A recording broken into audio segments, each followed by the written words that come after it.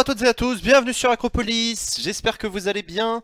Je suis très content de vous retrouver. Pas, hein. Mais si, ça a saturé, non? Mais ça sature pas du tout. Bonjour Sylvain en régie. Et bonjour Jean Massier. Comment ça va bien? Mais ça va et toi? Écoute, ça va super, bienvenue à toutes et à tous, salut les gens sur le chat, bienvenue pour cette séance de questions d'actualité au gouvernement à l'Assemblée nationale qu'on va commenter ensemble dans une demi-heure à 15 h.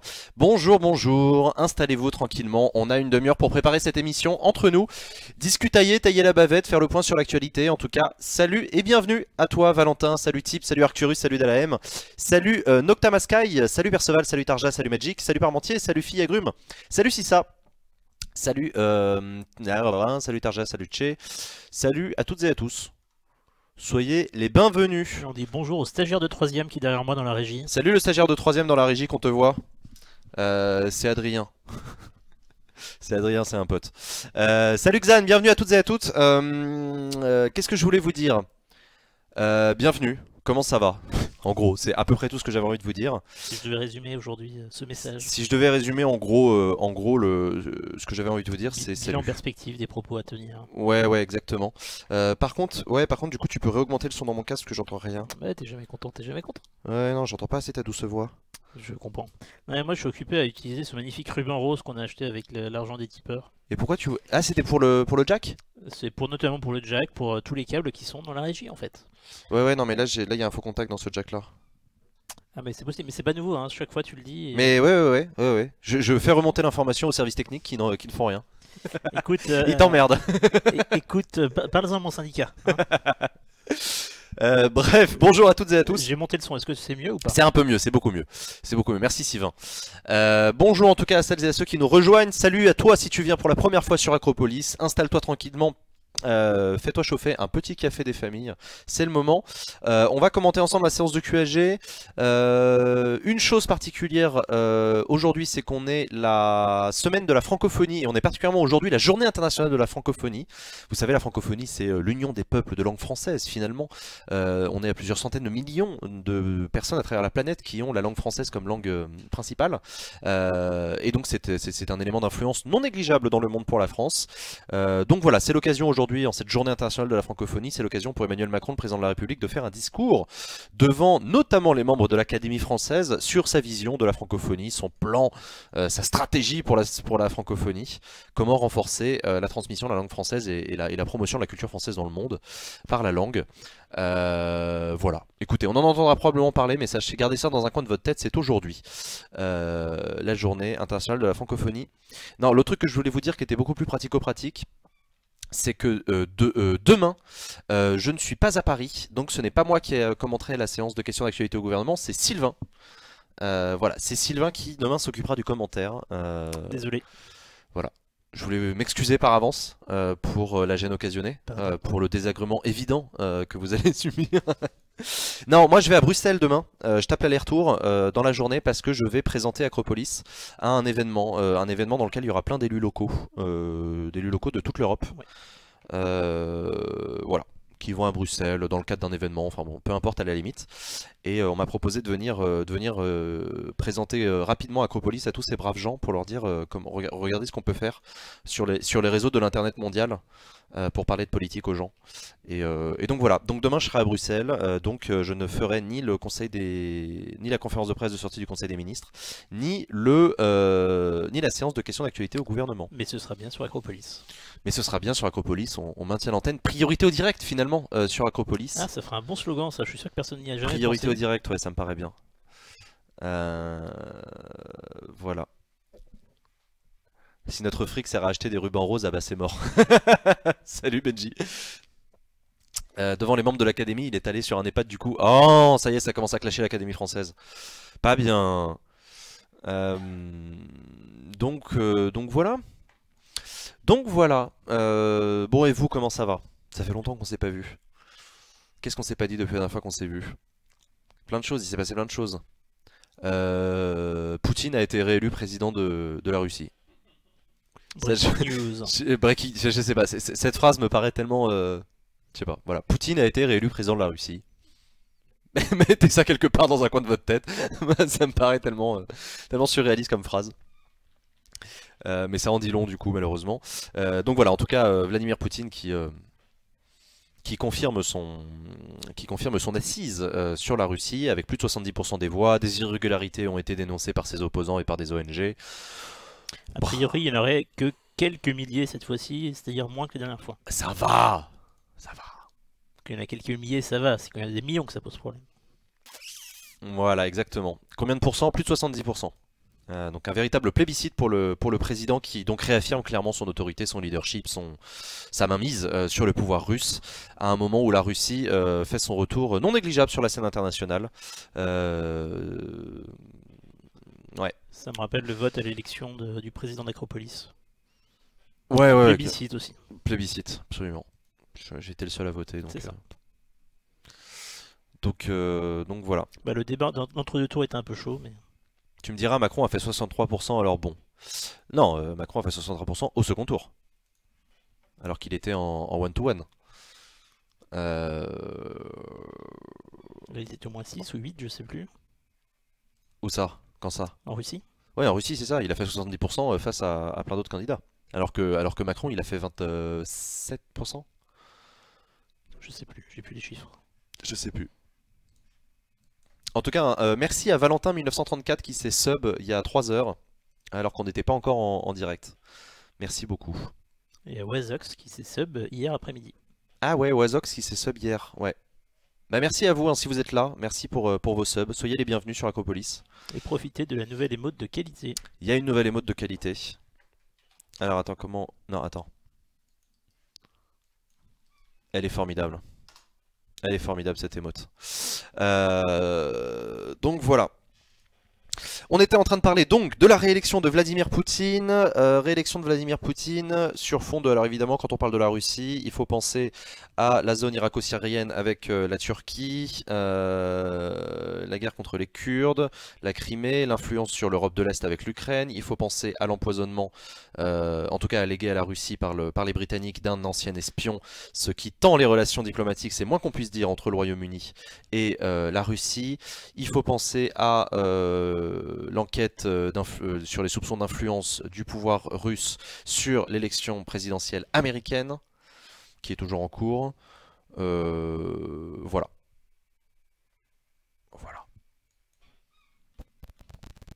Les langues régionales et l'identité nationale, d'ailleurs ce serait un beau sujet d'émission. Je peux proposer d'accueillir Acropolis en Bretagne lors de la réunion des courses pour les langues régionales en mai prochain par exemple. C'est une fort bonne idée, Fulen. Enfin la Bretagne en mai... L'enfoiré. Mais oui, non, la francophonie c'est aussi les langues régionales. Enfin, je dis ça, en fait, j'en sais rien, peut-être pas. Peut-être qu'il y a une lutte interne entre les régionalistes et les jacobins sur la question de la francophonie. Bref, donc voilà. Donc voilà, dans le désordre et avant même que cette émission commence, je tiens à remercier chaleureusement toutes les personnes qui ont préparé cette émission. Un grand merci aux bénévoles avec Amy, Benoît, Raphaël, Andrea et Adrien. Merci beaucoup à vous 5 d'avoir préparé cette émission. Il y a Raphaël? Non, il y a Samuel aussi. Oui, il y a Samuel. C'était 3 millions aujourd'hui, c'était chouette. Et Sylvain aussi, il y a Sylvain aussi. L'autre Sylvain. L'alternative à Sylvain. Ouais, c'est ça, le Sylvain alternatif. Donc voilà. Qu'est-ce que je voulais dire? Parce que pour l'instant c'est très décousu. Comment qu'on fait pour vous aider à préparer les émissions? A priori pour l'instant chez tout est bon, on n'a pas besoin d'aide supplémentaire pour la préparation de cette émission. On n'hésitera pas à faire appel à votre aide pour d'autres émissions, le cas échéant et le temps venu. Et le jour venu. Mais pour l'instant tout va bien. Merci beaucoup en tout cas. Suite au dernier Inside, il y a eu plusieurs personnes qui se sont proposées, c'est vachement bien, vachement gentil. C'est très gentil de leur part, donc voilà, c'est au dernier Inside, on avait demandé s'il y a des gens qui sont motivés, venez nous aider, ils ont été nombreux à se proposer, donc pour l'instant c'est cool, on a le plein, on a tout ce qu'il faut. Et voilà, la Bretagne t'emmerde cordialement Sylvain, et ça c'est Charles Maurice qui te le dit, avec un don de 5 €. Voilà, les Bretons qui décident de repasser en top donateur, emmenés par un Charles Maurice, décidément très en forme, salut Charles. Voilà, j'ai entendu Brunel sur RMC dire que la langue française est vouée à disparaître. Grosse connerie selon moi, qu'en penses-tu? Ah, moi j'en pense rien, pourquoi elle serait vouée à disparaître la langue française?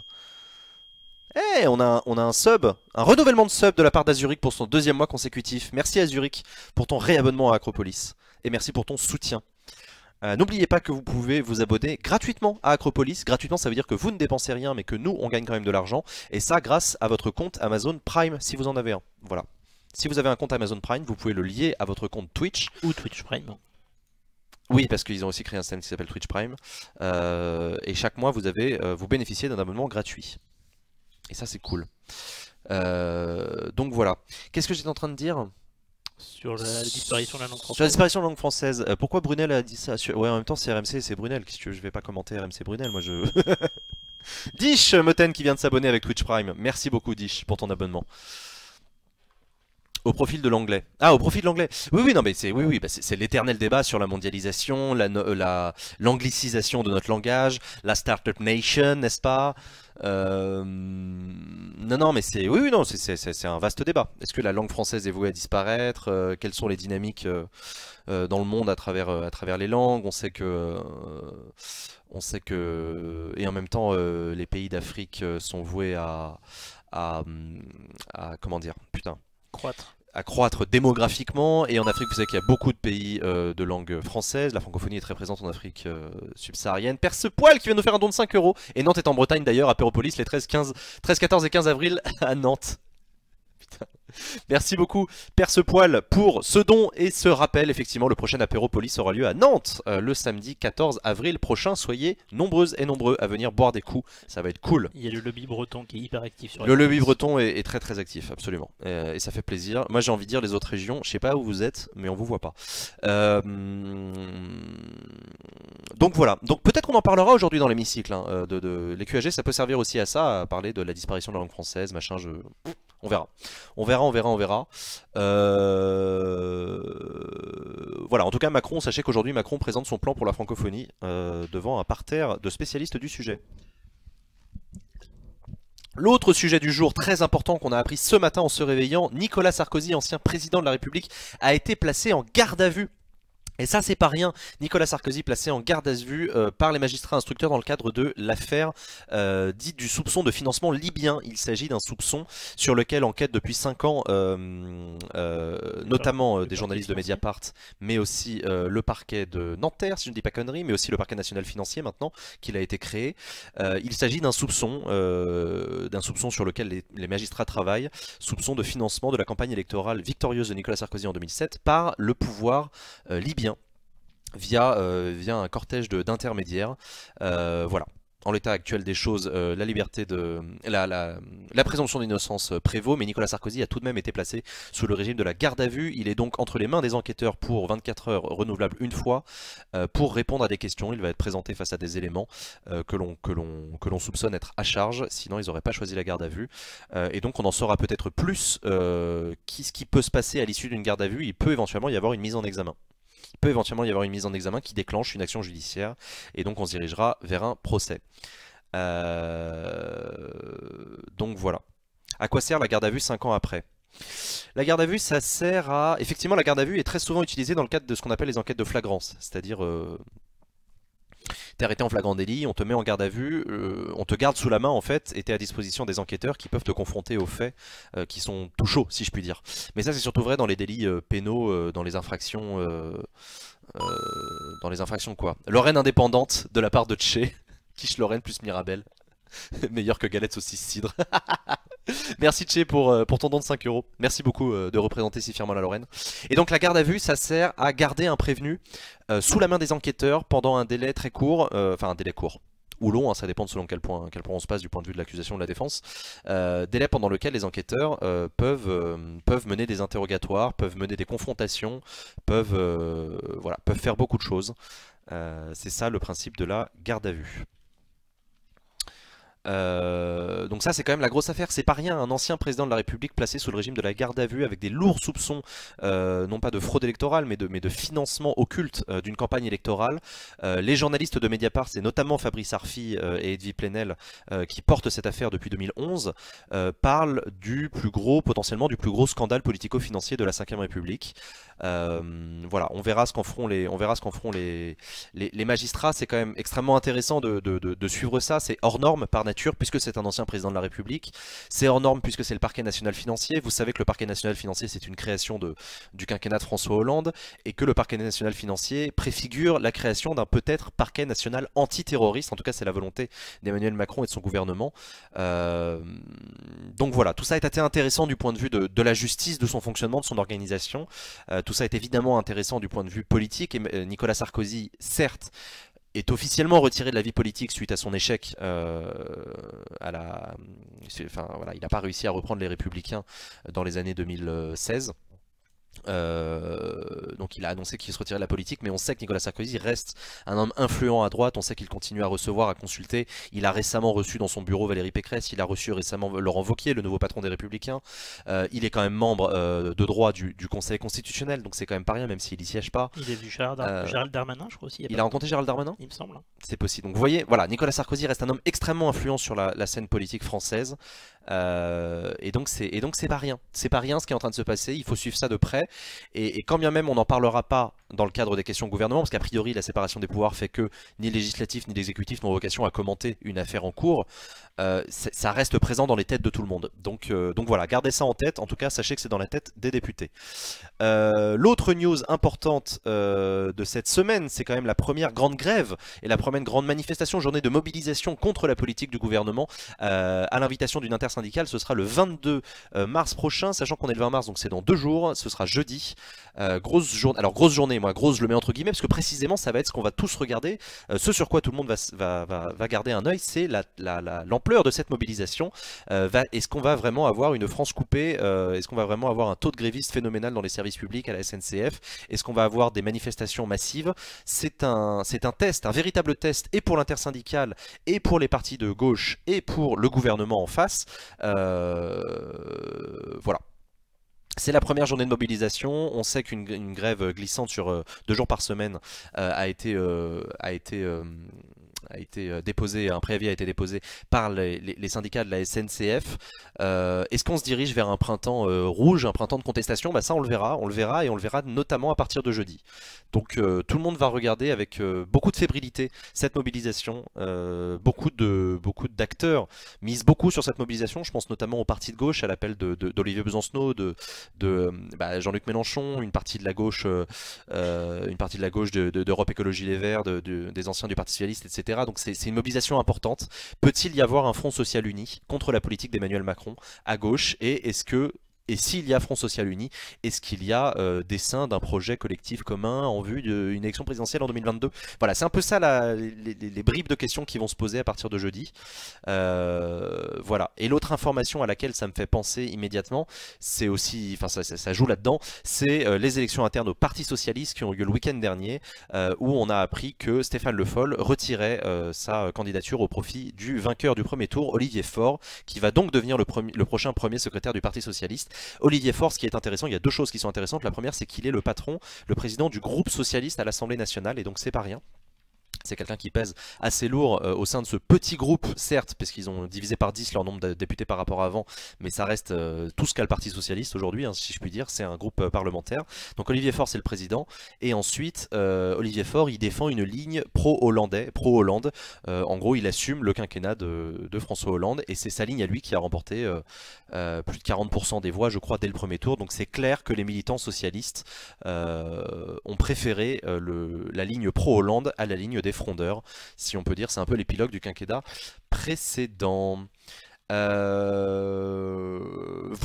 un peu pour cette semaine. Évidemment, j'ai pas fait le tour des actus, mais si vous avez déjà des réactions ou des questions sur ces premières informations de la semaine, n'hésitez pas, allez-y. Donc on a parlé de la garde à vue de Nicolas Sarkozy et de la semaine de mobilisation qui se prépare, sachant que la séance de questions au gouvernement commence dans seulement 10 minutes.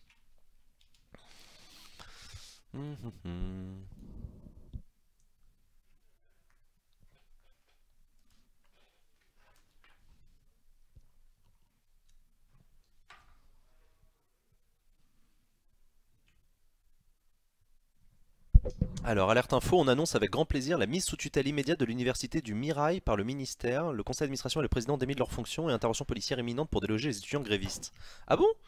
Eh bah putain.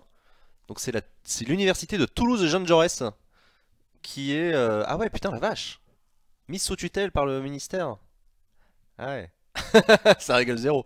Ça me rappelle la libre antenne avec Pac-Man qui parlait de la faible mobilisation à Paris des Oui, étudiants, effectivement, très intéressant. par opposition à ce qui se passait à Toulouse notamment à l'époque. C'est vrai. C'est il y a un mois déjà, je crois. C'était il y a un mois. Pac-Man était venu dans les antennes nous parler des mobilisations. Peut-être quelque chose sur Notre-Dame-des-Landes. Oui, c'est possible. C'est possible qu'on ait une question sur Notre-Dame-des-Landes. Où en est-on des discussions entre les zadistes et l'État sur le devenir du bocage nantais suite à l'abandon du projet d'aéroport. D'accord.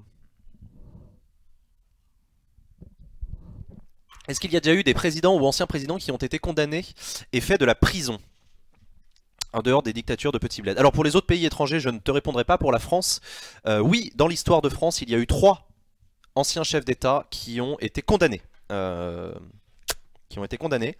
premier, c'est Louis XVI. Il a été condamné pour trahison, il a été décapité. Le deuxième, c'est le maréchal Pétain, qui a été condamné à mort à l'issue de la Seconde Guerre mondiale et de l'occupation, après la libération. Il a été condamné à mort, mais sa condamnation à mort a été commuée en peine de prison par le général de Gaulle.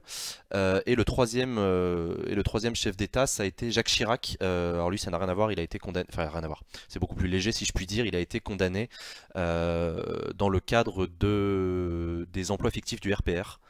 Si je dis pas de conneries, c'était une des affaires politico-financières des années 90. Il a été condamné dans les années après sa présidence à une peine très symbolique. Je crois qu'il a pris du sursis plus une amende. Voilà. Mais symboliquement, c'est quand même pas rien qu'un président de la République soit condamné par la justice de son propre pays.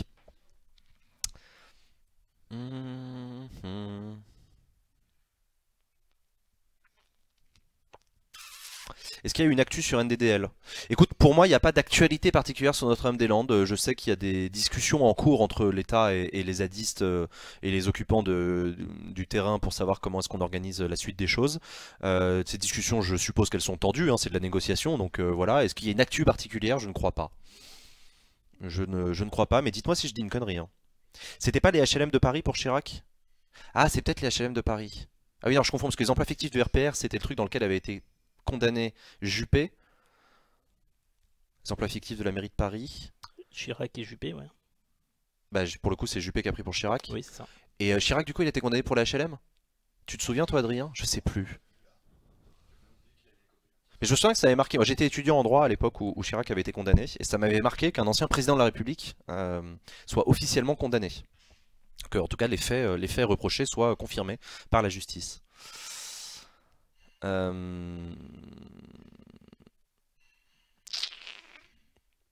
Voilà, et après à l'étranger, mais après je fais pas la liste, à l'étranger il y a sûrement beaucoup d'anciens présidents qui ont été condamnés à tout un tas de peines diverses et variées, mais ça je ne saurais vous dire. Du coup, je continue sur les news, en tout cas les sujets que l'on risque de voir abordés dans l'hémicycle cet après-midi à l'occasion des QAG. Il y a la question du renforcement du contrôle et des sanctions des chômeurs annoncés par le gouvernement dans le cadre des négociations avec l'intersyndicale. La ministre du Travail, Muriel Pénicaud, a annoncé toute une batterie de mesures qu'elle comptait mettre en place dans le cadre de sa réforme de l'assurance chômage pour mieux contrôler les chômeurs, rendre plus effectif leur recherche d'emploi, si je puis dire. En tout cas, c'est comme ça que le présente le gouvernement, une mesure d'efficacité, n'est-ce pas? Et évidemment, ça fait grincer beaucoup de dents du côté des syndicats et des opposants à gauche. Donc voilà, peut-être qu'on en parlera cet après-midi, peut-être qu'on aura voilà, en tout cas, il y a une nouvelle échelle de sanctions qui a été créée. Alors, il y a certaines sanctions qui sont un peu allégées, d'autres qui sont beaucoup renforcées. Il y a des systèmes on te suspend de tes allocations chômage si tu refuses tant de demandes d'emploi, etc. Bon, je rentre pas dans le détail, d'offres d'emploi, pardon. Je rentre pas dans le détail, mais voilà, le gouvernement veut renforcer le contrôle des chômeurs, et ça peut faire l'objet d'une question au gouvernement cet après-midi. Ensuite, il y a eu une tribune publiée dans le Figaro, je crois, un appel lancé par plus d'une centaine de médecins contre les médecines alternatives. Vous savez ce qu'ils appellent eux-mêmes les fake médecines, et ils parlent notamment dans leur viseur, il y a l'homéopathie et l'acupuncture. Un vaste sujet, débat récurrent si je puis dire dans les questions de l'assurance maladie. Faut-il rembourser l'homéopathie? Oui, non. Quelle efficacité pour ces médecines? Quelle offre de soins, etc. etc. Donc voilà, peut-être pareil, peut-être que à l'occasion de cette tribune, un député va se saisir de la question et poser une question à la ministre de la Santé en lui disant qu'est-ce que vous comptez faire, etc. Je continue sur les news. Anne Hidalgo, la maire de Paris, a dit qu'elle envisageait la gratuité des transports en commun, en tout cas on se calme, elle lance une étude pour calculer et vérifier la faisabilité technique et combien ça coûterait de passer les transports communs parisiens gratuits. Voilà, on verra bien dans son étude. C'est une reprise en main de la communication de la maire de Paris, en tout cas suite à ce début d'année où il a été surtout question des berges de Seine et de la question du tribunal administratif. La maire de Paris donc qui souhaite reprendre la main et qui donc met en débat la question de la gratuité des transports en commun. Vaste sujet qui ne manquera pas d'occuper nos débats. Voilà. Question au gouvernement sur ce sujet, peut-être, peut-être pas. Est-ce que le gouvernement est prêt à encourager le passage à la gratuité des transports en commun? Parce que qui dit gratuité des transports en commun dit gratuité pour les usagers, pas pour les pouvoirs publics, au contraire, qui justement vont devoir payer plus. Donc voilà, est-ce que l'État peut accompagner? Oui, non. Est-ce qu'il y a une volonté du gouvernement d'aider à la transition écologique des villes qui le souhaitent, etc. On verra.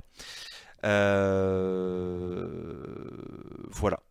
Sinon, je regarde rapidement l'actualité internationale. Un accord a été trouvé entre le pouvoir britannique et la Commission européenne sur l'organisation du Brexit, en tout cas les années de comment ça s'appelle, les années de transition entre 2019 et 2020. Un accord qui a été trouvé, un accord qui a été arraché par la Commission européenne et un accord pour lequel Theresa May a dû lâcher beaucoup de lest. On sait que Theresa May est très affaiblie face à l'Europe sur la question du Brexit et donc voilà. Ensuite, dans l'actualité internationale, je vous ai déjà parlé de Poutine. Il y a Xi Jinping aussi, le président chinois, qui, en plus d'avoir renouvelé son mandat, a fait sauter la limite du nombre de mandats dans la constitution chinoise. Donc il peut y aller pour une présidence à vie. En tout cas, plus rien ne l'empêche à l'heure actuelle d'être président à vie. Donc tout ça, ça fait réfléchir hein, sur les grandes puissances de ce monde qui ont des pouvoirs forts et autoritaires face aux démocraties européennes, aussi imparfaites soient-elles. Répète après moi, Xi Jinping. Xi Jinping. Voilà. Non. Si. Non, non. Moi, c'est juste que j'ai un accent du Nord, c'est tout. Accent du Nord de Pékin. Ah, mais si t'es pas breton, t'es pas compatible avec le chat. La maire de Paris, comme Colombe avant à Marseille, a quel pouvoir sur les mairies d'arrondissement, vu que parfois, ils sont tous du même bord? Ah, la bonne question. Pas du tout du même bord. C'est quoi la différence entre la mairie de Paris et les mairies d'arrondissement? Et bah ça, ce serait bien que ça fasse l'objet d'une émission spéciale sur Acropolis.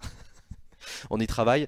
Non, c'est une bonne question. Je te la fais très courte. Paris n'est pas une fédération d'arrondissement, donc voilà, ça c'est sûr. Les mairies d'arrondissement ne sont pas des mairies de plein exercice, pour être très clair. Il n'y a qu'une seule mairie à Paris, c'est la mairie centrale de Paris, mais elle est décentralisée, puisque toutes les décisions qui concernent les arrondissements doivent passer devant les conseils d'arrondissement. Voilà. Je m'arrête là. Les mairies d'arrondissement ont une petite autonomie, notamment budgétaire sur certains sujets. Je rentre pas dans le détail, ça pourrait faire l'objet d'une longue émission dans laquelle je t'explique tout ça en détail, mais voilà, mais c'est un sujet intéressant, la question Paris-Marseille-Lyon, l'organisation spécifique de ces grandes métropoles. Voilà. Octavie, Neuilly, Passy, tout ça. T'as vu. Le fait que l'homéopathie marche à ce point, c'est une espèce d'illustration du fait que l'éducation nationale ne suffit pas à former des esprits critiques et rationnels. Je suis pas sûr que ce soit... C'est un débat intéressant, attention, je suis pas pro homéopathie ni quoi que ce soit. Je suis pas sûr que ce soit rendre service au débat que de dire que les gens qui ont recours à l'homéopathie sont naïfs, irrationnels et n'ont pas d'esprit critique. Mais c'est justement, je pense qu'il y a beaucoup de choses qui sont dans la sémantique autour de ce débat-là. Et voilà. Que les laboratoires pharmaceutiques comme les laboratoires Boiron, etc., qui vendent de l'homéopathie, comptent sur une naïveté du grand public, très certainement, mais que le grand public ait recours à l'homéopathie par pure naïveté, je pense que c'est un chouïa plus complexe que ça. Est-ce que les adjoints et maires d'arrondissement sont des grands électeurs? Oui, si je ne dis pas de conneries. Les adjoints aux maires d'arrondissement sont grands électeurs au sénatorial. Non, ça dépend desquels, c'est ça? C'est que les conseillers de Paris. Oui, parce qu'en fait, tous les élus d'arrondissement ne sont pas élus au conseil de Paris. Seulement une partie, en fonction de la taille de l'arrondissement. C'est un peu comme les conseillers des communes dans une agglomération, en fait. Ça fonctionne exactement de la même manière, ouais. Mais comme les gens, en général, savent pas comment ça fonctionne une agglomération, je rentre pas dans le détail. Il y a juste à Dijon où tout est bien et tout est merveilleux. Oui. Mais voilà, les conseillers de Paris sont effectivement des grands électeurs. Je me souviens d'ailleurs de... l'adjointe au maire de Paris pour qui je travaillais, qui était grande électrice, et du coup, c'est ça, elle avait parrainé François Hollande pour la candidature en 2012, et du coup elle m'avait demandé d'aller poster à la poste sa candidature, vous savez la lettre du Conseil constitutionnel en disant je sous-signé machin, parraine tel candidat à l'élection présidentielle. Bref, on s'en fout, c'est un détail, mais donc voilà. C'est pareil à Lyon, oui, Xan. Paris, Marseille et Lyon sont les 3 villes en France qui ont une loi qui organise spécifiquement leur gouvernance interne, puisque c'est particulier. Putain, il est déjà 15h. C'est ce que j'allais dire. 15h, on n'a pas eu le temps de parler de Facebook qui est au cœur d'une affaire de détournement de données personnelles dans le cadre de la campagne de Trump. Peut-être qu'on en parlera dans les questions au gouvernement. En tout cas, on verra ça juste après le générique. A tout de suite.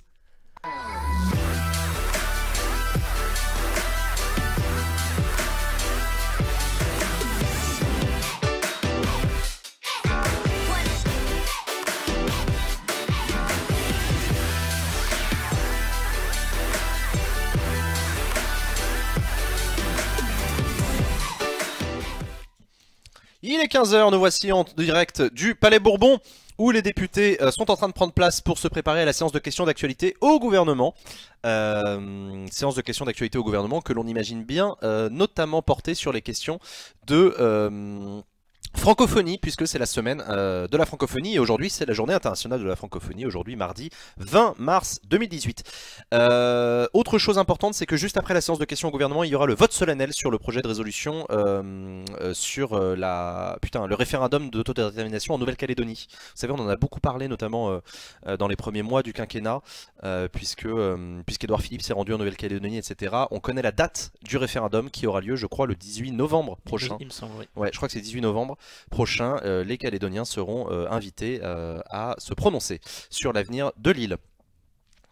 Voilà, le président François de Rugy qui monte au perchoir pour présider cette séance de questions. Belle ponctualité. Au gouvernement. Très belle ponctualité, mais l'Assemblée nationale est toujours ponctuelle sur les QAG. À quelques minutes près. À quelques minutes près, ouais. La séance est ouverte. Allez, c'est parti.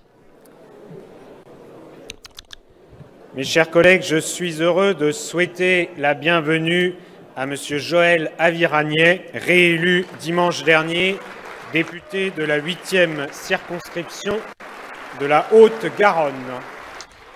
C'est le 4 novembre, le référendum. Député socialiste donc, qui a battu un candidat En Marche à cette élection partielle. Les questions au gouvernement. Et la première question est posée par Madame Marie-Georges Buffet. Marie-Georges Buffet va poser la première question pour le groupe communiste. On l'écoute. Monsieur le Premier ministre, Enfin, le groupe GDR, pardon. ces derniers jours, le plan de renfort a été réactivé. Institutions, associations, citoyens se sont mobilisés pour aider les personnes sans abri. Demain, c'est le printemps. Mais pour des milliers de familles, cette date n'est pas source d'espoir, mais au contraire d'angoisse. Angoisse de voir l'huissier arriver, angoisse de lendemain sans toit. Le 31 mars prochain, la trêve hivernale prend fin.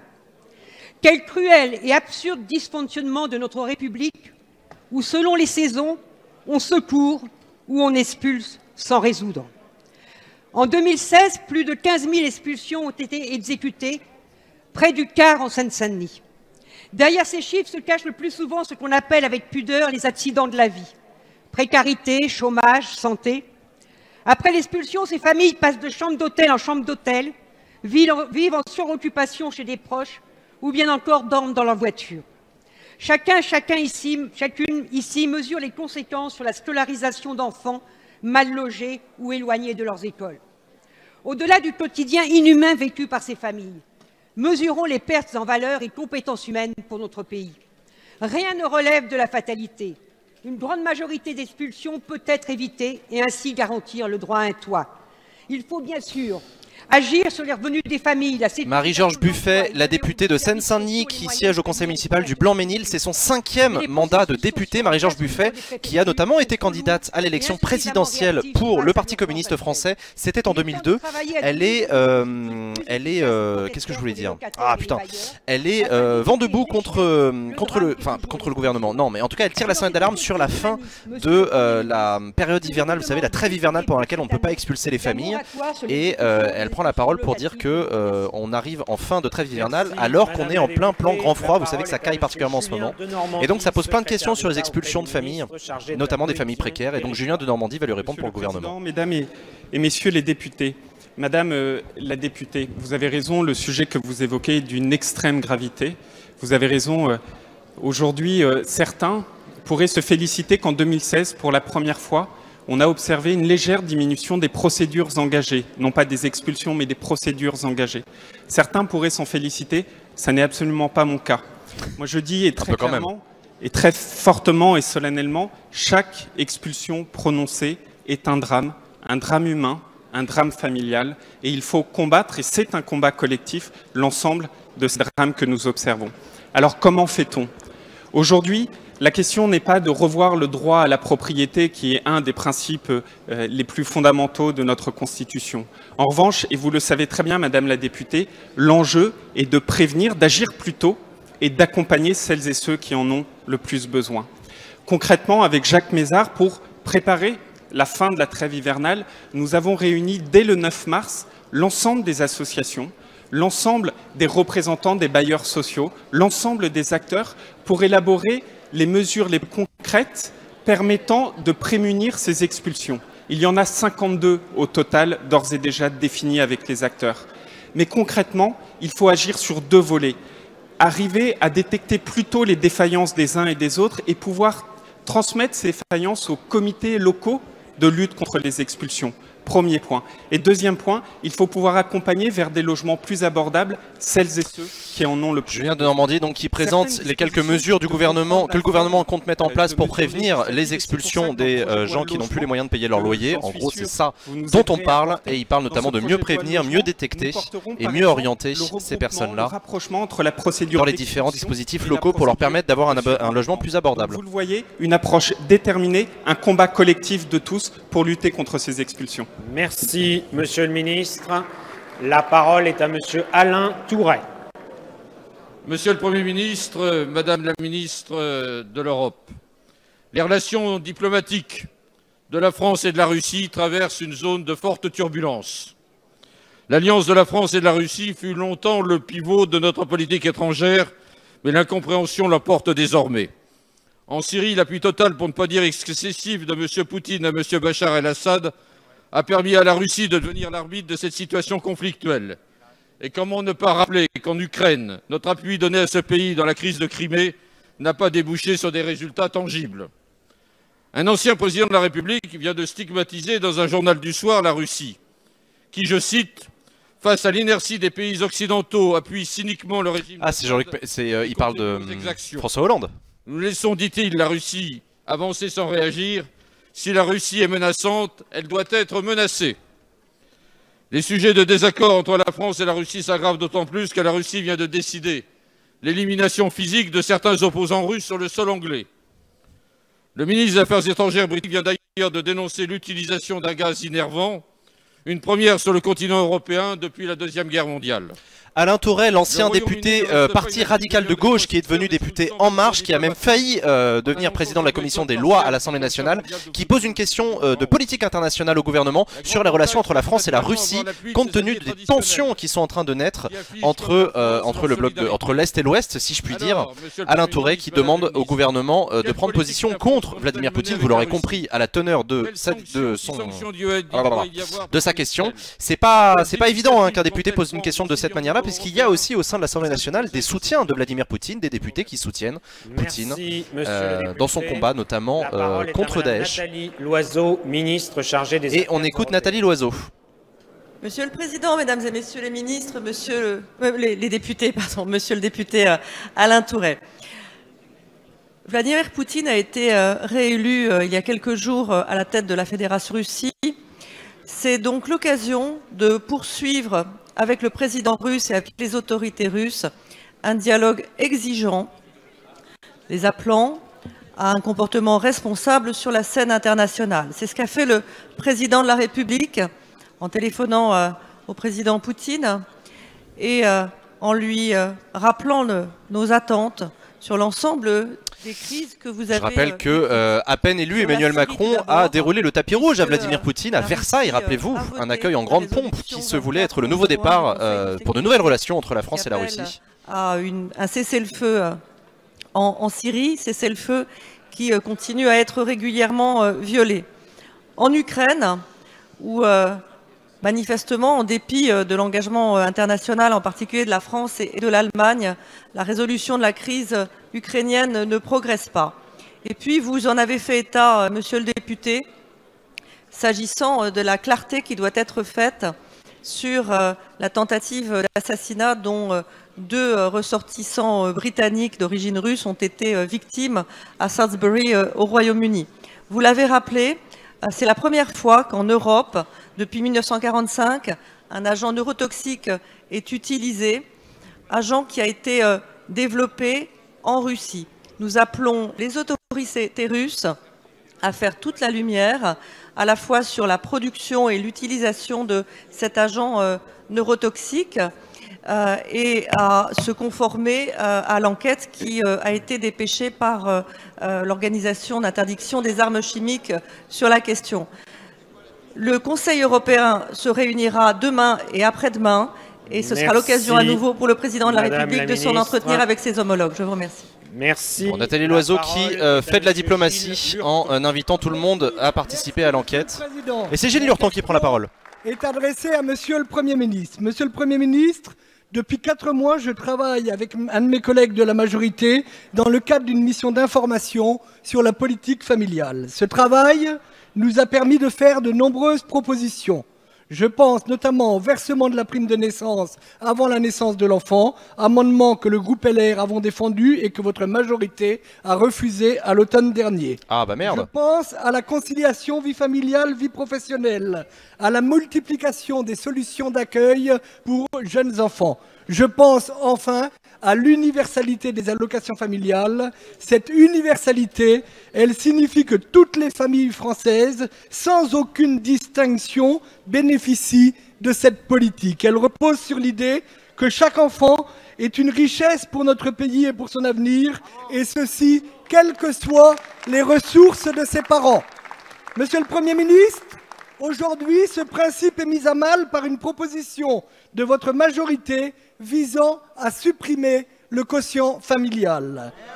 Il s'agit de la ligne rouge qu'il ne fallait pas franchir. Gilles Lurton qui a le mérite d'être clair dans sa question. Le gouvernement veut s'attaquer au sacro-saint quotient familial, cette modulation des impôts que vous payez en fonction du nombre d'enfants que vous avez. Ne voit pas son niveau de Gilles Lurton qui participe à une mission d'information sur la politique familiale et qui n'est pas content du tout de ce que fait la majorité En Marche. En tout cas, selon lui, ça ne va pas assez dans le sens des propositions qu'il fait et que fait le groupe Les Républicains. Vers la suppression du quotient familial.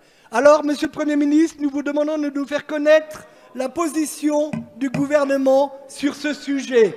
Est-ce celle du président de la République qui, lorsqu'il était candidat, proposait de maintenir et de revaloriser le quotient familial, ou alors êtes-vous favorable à la suppression du quotient familial? Merci. Ça a le mérite d'être clair comme question. On peut remercier Gilles Lurton pour la clarté de sa question. Est-ce que vous êtes pour l'augmentation ou pour la diminution, voire la suppression du quotient familial? Ministre des Solidarités. C'est une question assez simple et c'est Agnès Buzyn qui va lui répondre en tant que ministre des Solidarités. Et on espère que sa réponse sera aussi claire que sa question. Monsieur le député Lurton, vous savez que je suis particulièrement attachée à la politique familiale et que j'attendais avec intérêt ce rapport parlementaire pour lequel je vous ai laissé une totale liberté, Monsieur Lurton, pour nous faire des propositions. C'est bien la moindre des choses que de laisser la liberté aux parlementaires de faire des propositions. Agnès Buzyn qui se fait tancer par l'opposition. Alors on les sent fébriles, hein, les députés républicains. Peut-être rappeler... Là ils sont en train de gueuler parce qu'ils considèrent que ce qu'a dit Agnès Buzyn est la preuve de la mainmise du gouvernement sur le Parlement. Quand Agnès Buzyn fait mine d'avoir laissé la liberté aux parlementaires de faire des propositions. La parentalité, cette politique aujourd'hui fait l'objet d'un financement de 60 milliards d'euros par la solidarité, sous forme de prestations, sous forme de réduction d'impôts et sous forme d'offres de services. Je souhaitais qu'elle nous permette d'atteindre les objectifs que nous nous étions fixés, Monsieur Lurton, lorsque nous avions discuté de votre rapport parlementaire. Comment relancer la natalité, comment soutenir les parents dans la parentalité. Et donc, j'attends avec intérêt vos propositions. Je souhaite rappeler à la représentation nationale que nous avons un devoir de soutenir et de développer les places en crèche pour les territoires ruraux qui en manquent et pour les quartiers de la politique de la ville, que nous avons à accompagner les parents lors des événements de rupture, et je pense au divorce, que nous avons besoin évidemment Toujours pas de réponse sur le quotient. Hein. Le revenu des ménages. Je crois que les députés, les Républicains, commencent à s'impatienter de cette longue réponse d'Agnès Buzyn. À la fois universelle et redistributive, et j'en suis particulièrement attachée, comme vous, Monsieur Lurton. J'attends avec plaisir votre proposition. Pourquoi elle parle des classes en crèche? Parce qu'elle parle globalement de sa politique familiale. Merci. Il n'y a pas que le quotient familial dans la politique familiale. Madame la ministre, et je rappelle, mes chers collègues, les questions sont totalement libres, les réponses aussi. La parole est à Monsieur Stéphane Buchou. Merci. Allez, on avance. Merci, Monsieur le Président. Mes chers collègues, ma question à laquelle j'associe Stéphanie Carbar, députée de Seine-Maritime, et Bertrand Bouix, député du Calvados, s'adresse à Monsieur le ministre de la Transition écologique et solidaire. Nicolas Hulot. En 2012 et 2014, l'État a attribué des autorisations pour construire et exploiter 6 installations de parcs éoliens en Manche et en Atlantique. La Vendée, où je suis élu, est directement concernée avec un projet de 62 mâts au large des îles Dieu et de Noirmoutier. Le 8 mars dernier, lors de l'examen du projet de loi pour un État au service d'une société de confiance, le gouvernement a déposé un amendement depuis rejeté. Il suggérait, je cite, de renégocier les conditions de l'offre retenue à l'issue de la procédure de mise en concurrence afin de l'améliorer et en particulier de diminuer le montant du tarif retenu. Cette hypothèse a suscité des craintes et de vives incertitudes au sein de la filière et dans les territoires concernés. Pourtant, la motivation est pertinente, mais la renégociation et la relance des contrats repousseraient les délais déjà trop longs des procédures liées à la superposition des lois, la multiplicité des acteurs et des autorités concernées. Quand les délais sont en moyenne de 4 ans au Danemark et de 3 ans en Allemagne, ils sont de plus de 8 ans en France. Pour rappel, l'appel d'offres concernant le parc offshore Noirmoutier-Yeux date du 16 mars 2013 et l'enquête publique n'a pas encore débuté. Putain la vache. La France qui n'a faut reconnaître que c'est long comme procédure. Hein. Quand tu lances une procédure en 2013 et qu'en 2018, tu n'as toujours pas commencé l'enquête publique.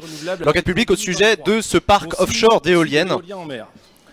Stéphane Bouchou, qui est député de Vendée. Sous l'impulsion de la Grande-Bretagne et de l'Allemagne, l'Europe est moteur de la croissance de l'éolien offshore avec une augmentation spectaculaire des capacités de production de 25% en 2017. Dès lors, et afin de respecter nos engagements, Monsieur le Ministre, 2 questions se posent. Quel va être le devenir des projets en cours et quelle est la stratégie sur le long terme pour faire de la France un pays à la pointe? Bon, Stéphane Buchou, en tout cas, il se fait le porte-parole dans le gouvernement, dans l'hémicycle de l'Assemblée nationale de la fébrilité du secteur de l'éolien vis-à-vis des incertitudes du gouvernement. Il a parlé d'un amendement, c'est assez technique, mais en gros, il veut que le gouvernement soit plus clair pour que la filière puisse s'organiser. Monsieur le Président, Mesdames, Messieurs les députés, Monsieur le député Buchou, j'aimerais vous en convaincre, mais j'espère que je pourrai le faire dans un temps très rapide. Évidemment, je ne ferai rien qui puisse fragiliser, bien au contraire, la filière des énergies renouvelables marines pour une seule et bonne raison, c'est que son succès conditionne l'ensemble de la politique énergétique de la France. Les énergies marines renouvelables joueront un rôle très important dans les emplois et dans la part, évidemment, qu'elles vont prendre dans le mix énergétique du futur schéma énergétique de la France. L'ambition du gouvernement, effectivement, c'est de faire un maximum de projets dans un minimum de temps, ce qui n'a pas été démonstratif jusqu'ici, et c'est pour ça que nous allons changer les procédures pour pouvoir les accélérer. Mais vous comprendrez que dans le même temps, c'est notre responsabilité de faire en sorte que ces projets se fassent dans un coût qui soit raisonnable, car nous sommes garants, vous et moi, de la bonne utilisation des dépenses françaises. Or, partout en Europe. Nicolas Hulot, il est assez habile dans sa réponse puisqu'il explique que, bien sûr, qu'on veut développer l'éolien en mer, mais on n'est pas prêt à le faire à n'importe quel prix. On ne peut pas claquer du pognon n'importe comment. Et donc, il faut le faire au bon prix. Donc, oui pour agir rapidement, mais non pour jeter l'argent par les fenêtres. 1 à 3. Il n'y a aucune raison qu'on ne puisse pas tirer ici, en France, les fruits de cette baisse de coûts et des progrès technologiques. Or, vous le savez, on a effectivement 6 projets de parcs éoliens marins qui ont été attribués entre 2012 et 2014, qui ne sont pas encore construits. Mais notre législation actuelle, elle est trop rigide et elle ne nous permet pas d'améliorer ces projets pour faire baisser leurs coûts, alors qu'on pourrait avoir des solutions plus performantes et moins onéreuses. Et c'est bien dans cet état d'esprit qu'on veut rediscuter avec les industriels, mais aussi avec les parlementaires. Ouais, en gros, ce que dit Nicolas Hulot, c'est que les marchés qui ont été attribués entre 2012 et 2014 l'ont été à un prix complètement débile, alors qu'ailleurs en Europe, les mecs, ils dépensent 3 fois moins cher pour les mêmes centrales. On ne peut pas se permettre de pérenniser de payer autant et de créer les emplois massivement qui y seront associés. Merci. Merci, Monsieur le Ministre. La parole est à Monsieur. On imagine les négociations assez tendues au sein de la filière. Joël Arrive-Ragnet, pardon, Monsieur le Président. qui vient d'être donc réélu. Permettez qu'un élu d'en Cosse les termes, élu du commun G du Savès vous interroge. J'ai le souvenir qu'en septembre dernier, vous nous intimiez d'attendre les effets de vos réformes avant de juger les intentions de ce gouvernement. Aujourd'hui, Monsieur le Premier ministre, nous avons des preuves, nous avons des faits. Non, la hausse de la CSG n'a pas permis d'augmenter le pouvoir d'achat de nos concitoyens. C'est exactement l'inverse qui s'est produit. Non, la baisse des APL n'a pas été compensée et ce sont nos compatriotes les plus pauvres qui en souffrent les conséquences désastreuses. Non, la suppression des contrats aidés n'a pas augmenté les embauches en CDI ou en CDD, elle a simplement rajouté des noms à la liste des demandeurs d'emploi. Et non, la suppression de l'ISF payé par les Français les plus riches n'a pas profité aux classes moyennes et populaires, mettant à mal votre fameuse théorie du ruissellement.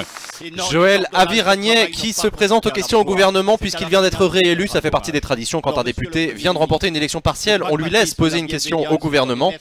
Joël Aviragnet qui en propose pour cogner fort sur la politique du gouvernement, notamment la politique sociale. Il s'en prend à toutes les mesures fiscales et d'accompagnement du gouvernement en disant que non, elles n'ont pas été au service du pouvoir d'achat. Monsieur le Premier ministre. Joël Aviragnet, je précise juste qu'il a été éducateur spécialisé. Lorsque vous rendez 5 milliards d'euros aux plus grandes fortunes de ce pays, alors que vous privez d'autant les petites gens?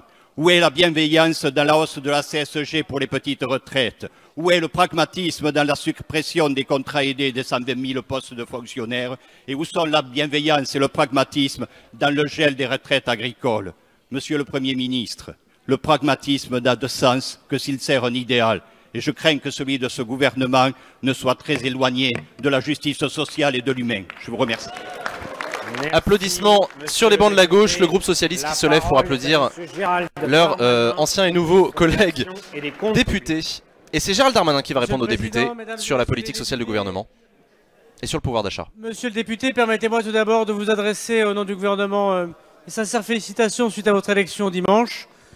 Nous allons pouvoir continuer à travailler ensemble puisque vous étiez présent lors de la discussion du projet de loi de finances et du projet de loi de financement de la sécurité sociale cet été et bien sûr à l'automne dernier. Et il ne vous aura pas échappé, monsieur le député, puisque vous étiez présent lors de ces discussions, que vous n'avez pas voté une mesure, et c'est bien dommage, qui va donner à 75% des habitants de la Haute-Garonne qui payent en moyenne 700 € de taxe d'habitation.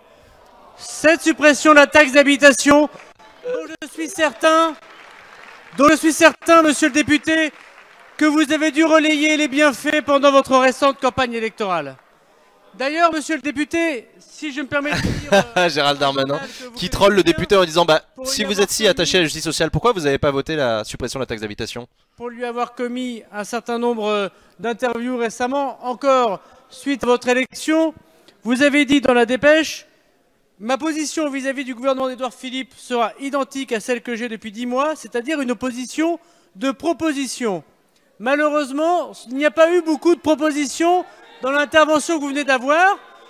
Vous auriez pu souligner davantage que pour la première fois depuis plusieurs années, le chômage baissait. Il y a encore beaucoup de travail, bien sûr. Ça porte pas préjudice aux collectivités locales, ces suppressions? Si, bien sûr que si, évidemment. Ça grève carrément les finances des collectivités locales.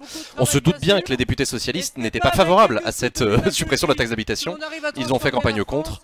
Mais c'est avec la certitude que nos positions sont justes et la patience de ceux qui demandent des efforts au pays et qui seront bientôt récompensés. Bon, Gérald Darmanin, on est clairement dans un dialogue de sourds entre la majorité et l'opposition sur cette question-là. Gérald Darmanin qui met en avant toutes les autres mesures sociales, si je puis dire, du gouvernement. Président, mesdames et messieurs les ministres... Et c'est Florence Grandjeu qui prend la parole. Ma question s'adresse à Muriel Pénicaud, ministre du Travail. Madame la ministre, vous venez d'annoncer une réforme de l'assurance chômage. Permettez-moi tout d'abord de saluer le long travail de négociation avec les partenaires sociaux qui aboutit à la conclusion d'un accord national interprofessionnel. Cette réforme, qui s'inscrira dans le futur projet de loi pour la liberté de choisir son avenir professionnel, comporte différentes mesures pour améliorer l'accompagnement des demandeurs d'emploi. Vous proposez également une refonte du système de contrôle pouvant amener à des sanctions pour ceux et celles qui ne seraient pas en situation active de recherche d'emploi. Parmi les manquements pouvant aujourd'hui être sanctionnés est présent le refus d'une offre raisonnable d'emploi.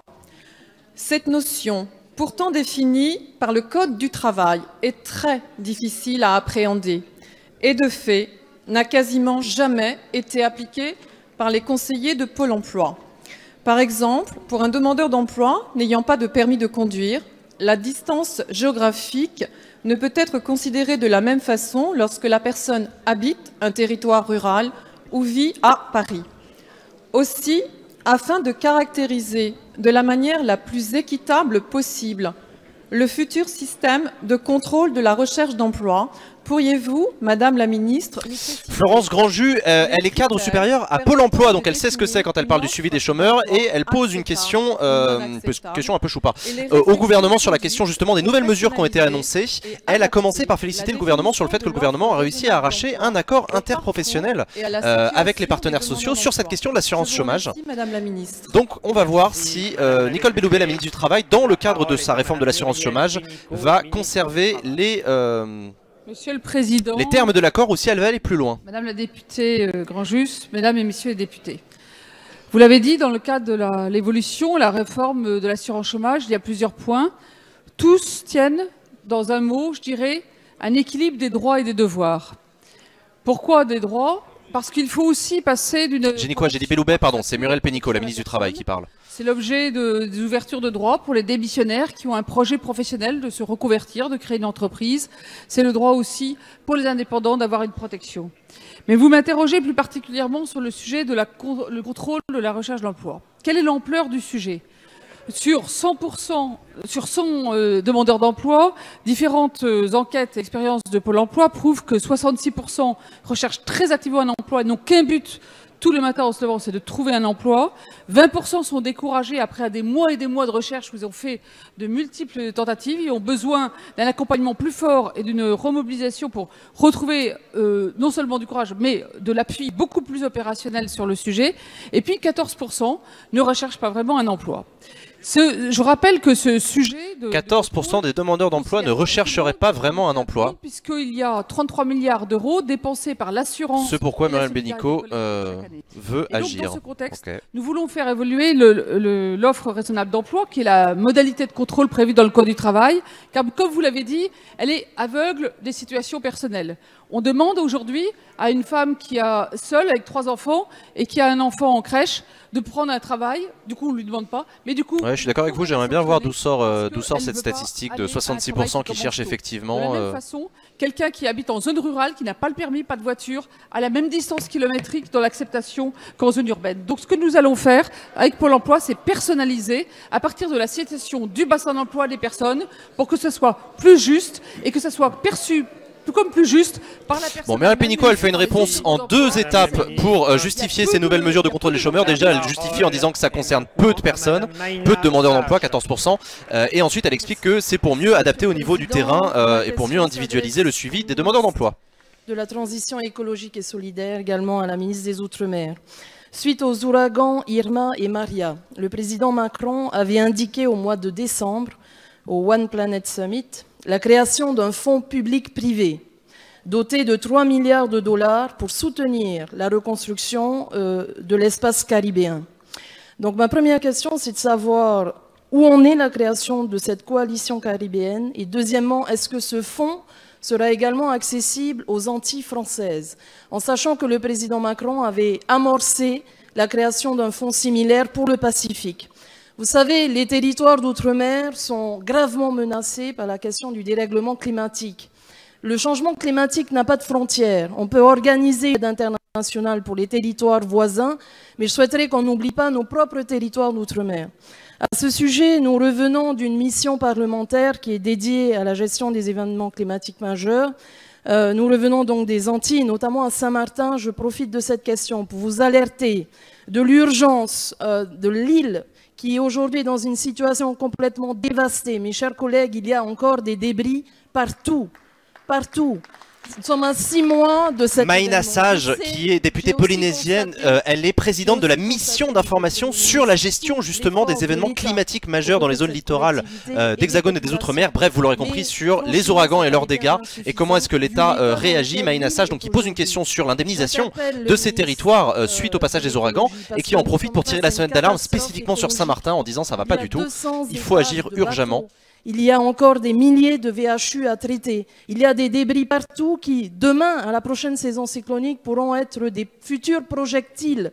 Il y a 10 000 personnes en situation précaire. S'il vous plaît, est-ce que vous pouvez nous dire très concrètement si les retours d'expérience vont nous permettre une réponse nationale et comment demain l'État pourra aider aussi cette île à se remettre de cet état écologique? Merci. Maïna Sage, qui est claire dans sa question. Est-ce que vous pouvez nous dire, s'il vous plaît, si on va pouvoir avancer sur l'indemnisation et l'accompagnement de ces territoires franchement sinistrés? Et c'est Annick Girardin, la ministre des Outre-mer, qui prend la parole. Madame la députée Maïna Sage. L'ouragan Irma, qui a frappé les îles de Saint-Martin et Saint-Barthélemy en septembre dernier, et vous le savez, a été d'une violence exceptionnelle. Et l'ampleur des dégâts était énorme, frappant une grande majorité des habitants du territoire. Alors, certains sujets restent préoccupants. Et moi aussi, je reviens de Saint-Martin. Et au-delà de la mobilisation des associations qui sont sur le terrain et qui aident à la reconstruction d'un certain nombre d'habitations, j'ai demandé en urgence une réponse pour aider à la couverture des 1700 maisons qui actuellement n'ont toujours pas de toiture. Et cette réponse, il nous faut effectivement la mettre en œuvre et la rendre efficace très rapidement, puisque vous le savez aussi, la période cyclonique arrive, ce sera cet été ou au plus tard en septembre, et nous devons être prêts. Et vous avez raison également, nous travaillons avec la collectivité pour que régulièrement nous puissions faire des campagnes de nettoyage. Et il y en aura une très forte juste avant effectivement la période cyclonique, parce que oui, tous ces débris peuvent devenir des armes meurtrières en cas de cyclone. J'ai également travaillé avec l'ensemble des compagnies d'assurance, parce que là aussi, il nous faut aller plus vite.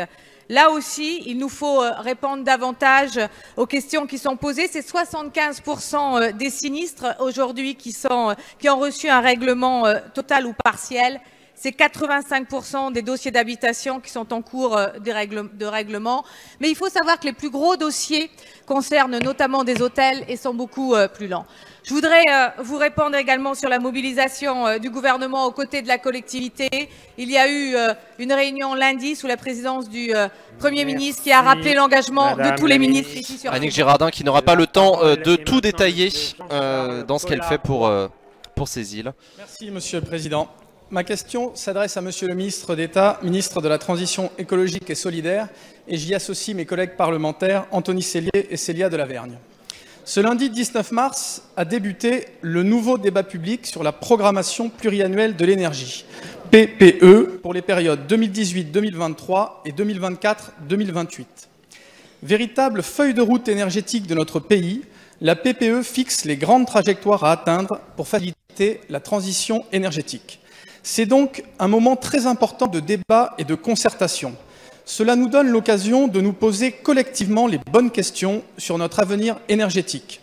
Quelles options concrètes devons-nous prendre en matière de carburant, de chaleur, de rénovation des bâtiments, de gaz, de nucléaire ou de montée en puissance des renouvelables et d'adaptation des réseaux? Jusqu'au 30 juin 2018, ces questions seront débattues sans tabou et les citoyens pourront donc s'exprimer et apporter leur contribution sur l'ensemble de ces sujets. Le débat sur l'énergie ne doit pas être un débat réservé aux spécialistes ou aux experts. Associations, collectivités, entreprises ou simples citoyens, la révision de la PPE est un grand rendez-vous démocratique qui doit permettre au niveau national et sur nos territoires, de partager les connaissances et d'ouvrir... C'est un expert de l'environnement, Jean-Charles Collaroy. Il est ingénieur, il est titulaire du conseil d'administration de l'Agence de l'environnement et de la maîtrise de l'énergie, et il a surtout été entrepreneur dans le cadre de... il a créé une entreprise spécialisée dans le conseil en efficacité énergétique. Donc il connaît un petit peu ce sujet-là, et il défend l'ouverture du débat sur la programmation pluriannuelle de l'énergie. Cette fameuse loi de programmation, vous savez, une loi de programmation, c'est un pays qui se donne une feuille de route route sur plusieurs années en décidant ce qu'on va faire, comment on va faire évoluer le mix énergétique, plus de nucléaire, plus d'éolien, plus d'hydroélectrique, etc. Du pays et nous rappeler l'agenda et le cadre de la mise en œuvre de cette nouvelle PPE. Et donc Jean-Charles Collaroy qui donne l'occasion au ministre Nicolas Hulot de prendre la parole sur cette loi précisément et de nous en dire un petit peu plus sur ses objectifs en matière de programmation énergétique. Messieurs les députés, monsieur le député Collaroy, vous avez raison, si le débat est confisqué par les experts, nous aurons échoué. Si le débat se réduit à pour ou contre le nucléaire, nous aurons également échoué. Moi, j'ai bon espoir qu'on vive un beau moment démocratique dans les mois qui vont venir. Vous le savez, et je sais que ce mot est parfois galvaudé, mais nous sommes à l'aune d'une troisième révolution énergétique, autant que la France soit dans le wagon de tête plutôt que dans le wagon de queue. La première révolution, c'était la révolution des énergies fossiles.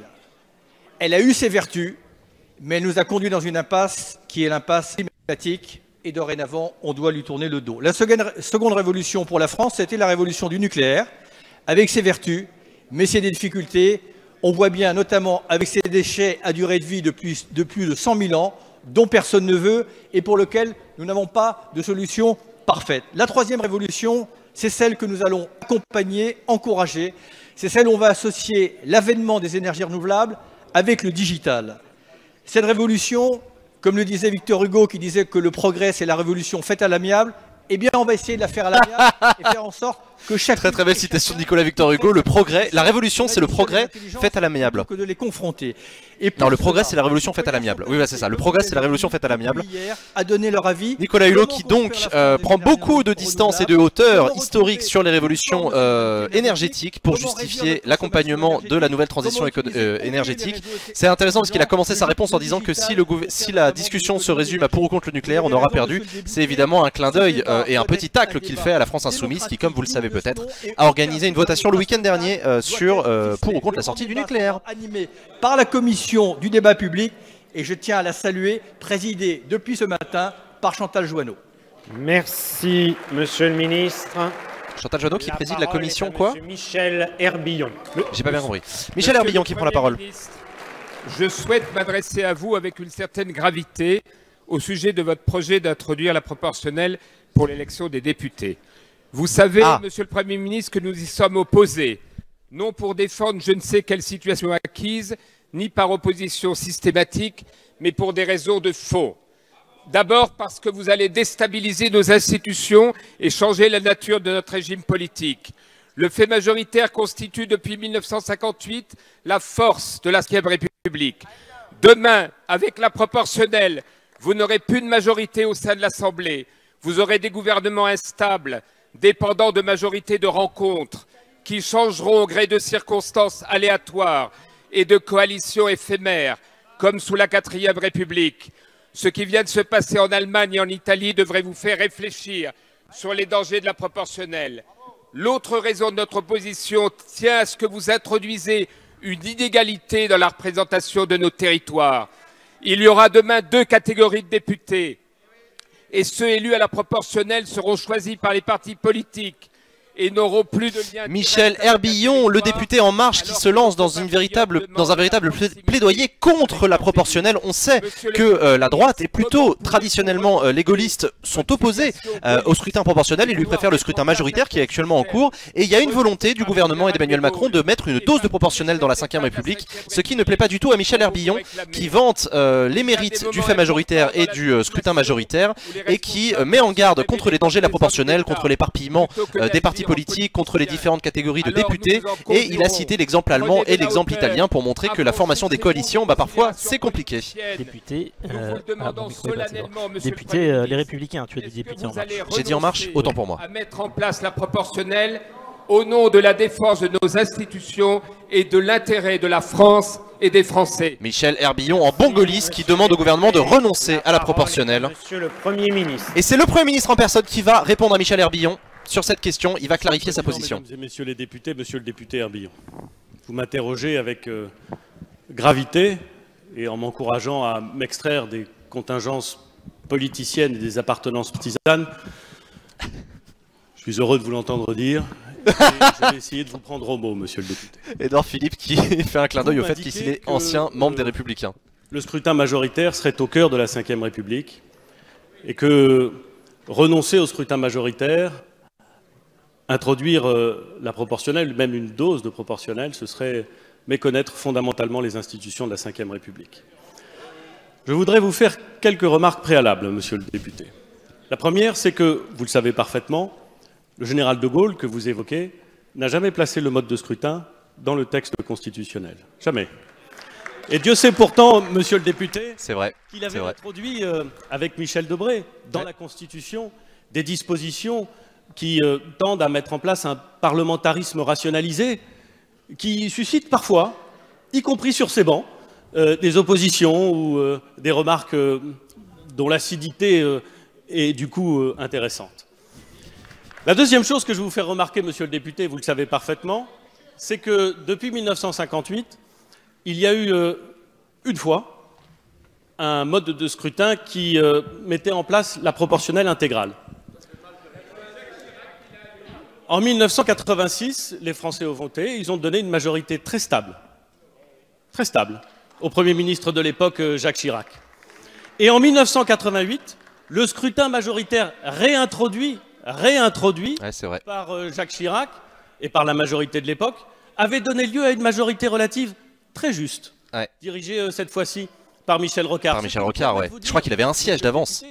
Que l'idée selon laquelle... Ça, c'est un très bon argument que sort Édouard Philippe, qui rappelle que ce qu'explique Michel Herbillon en disant que la proportionnelle c'est l'instabilité alors que le scrutin majoritaire c'est la stabilité, bah c'est faux. L'histoire de la Ve République nous montre que le jour où on a fait une proportionnelle, il y avait une majorité stable, le jour où on a remis le scrutin majoritaire, il y avait une putain de majorité hyper instable, elle avait un seul siège d'avance à l'époque de Rocard, ce qui n'a pas empêché Rocard de gouverner, mais c'était limite. Le président de la République, pendant la campagne présidentielle, ce sur quoi se sont engagés les parlementaires de la majorité pendant la campagne législative, c'est l'introduction d'une dose de proportionnelle.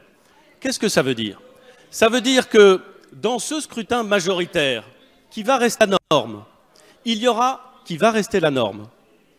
y aura une dose de proportionnelle afin de corriger l'effet que chacun connaît sur ces bancs, qui consiste, compte tenu du fonctionnement du scrutin majoritaire, à écarter de l'Assemblée la représentation politique d'un très grand nombre d'électeurs. Et il se trouve, monsieur le député, que mettre en place un élément correctif qui vient compléter la représentation à l'Assemblée nationale m'apparaît plus... Édouard Philippe qui donc sort l'argument de la mesure en disant que la dose de proportionnelle n'est qu'une dose et que c'est simplement un correctif, qu'on n'est pas en train de remettre en cause la Ve République, pas du tout. On est juste en train de corriger un mode de scrutin qui est imparfait. L'introduction d'une dose de proportionnelle comprise entre 10% du nombre de députés et 25% du nombre de députés. Monsieur de la Palisse n'aurait pas dit mieux, ça veut dire que le scrutin majoritaire va rester, si j'ose dire, majoritaire de l'ordre de 75% à 90%. Et vous pensez vraiment, monsieur le député, que 10, 15, même 20, 25% remettraient en cause la nature des institutions, alors que 100% en 1986 ne l'a pas fait? Je ne crois pas, monsieur le député. Et je pense que c'est vous qui faites la preuve d'un engagement peut-être différent de l'exhortation que vous formuliez il y a quelques moments. Dernier moment de ma réponse, monsieur le député, mais vous inquiétez pas, monsieur le député, l'avantage de ces projets de loi, c'est qu'ils sont évidemment discutés devant le Parlement. Vous aurez donc l'occasion de faire valoir tous vos arguments. C'est merveilleux, ça sert à ça. S'il y a référendum, article 11... C'est d'ailleurs l'intérêt de mettre le mode de scrutin dans la loi ordinaire. Vous voyez, c'est que, comme ça, justement, chacun peut s'exprimer. Édouard Philippe qui est très fin et qui fait remarquer aux députés que c'est grâce au fait que c'est pas dans la Constitution qu'on peut en discuter.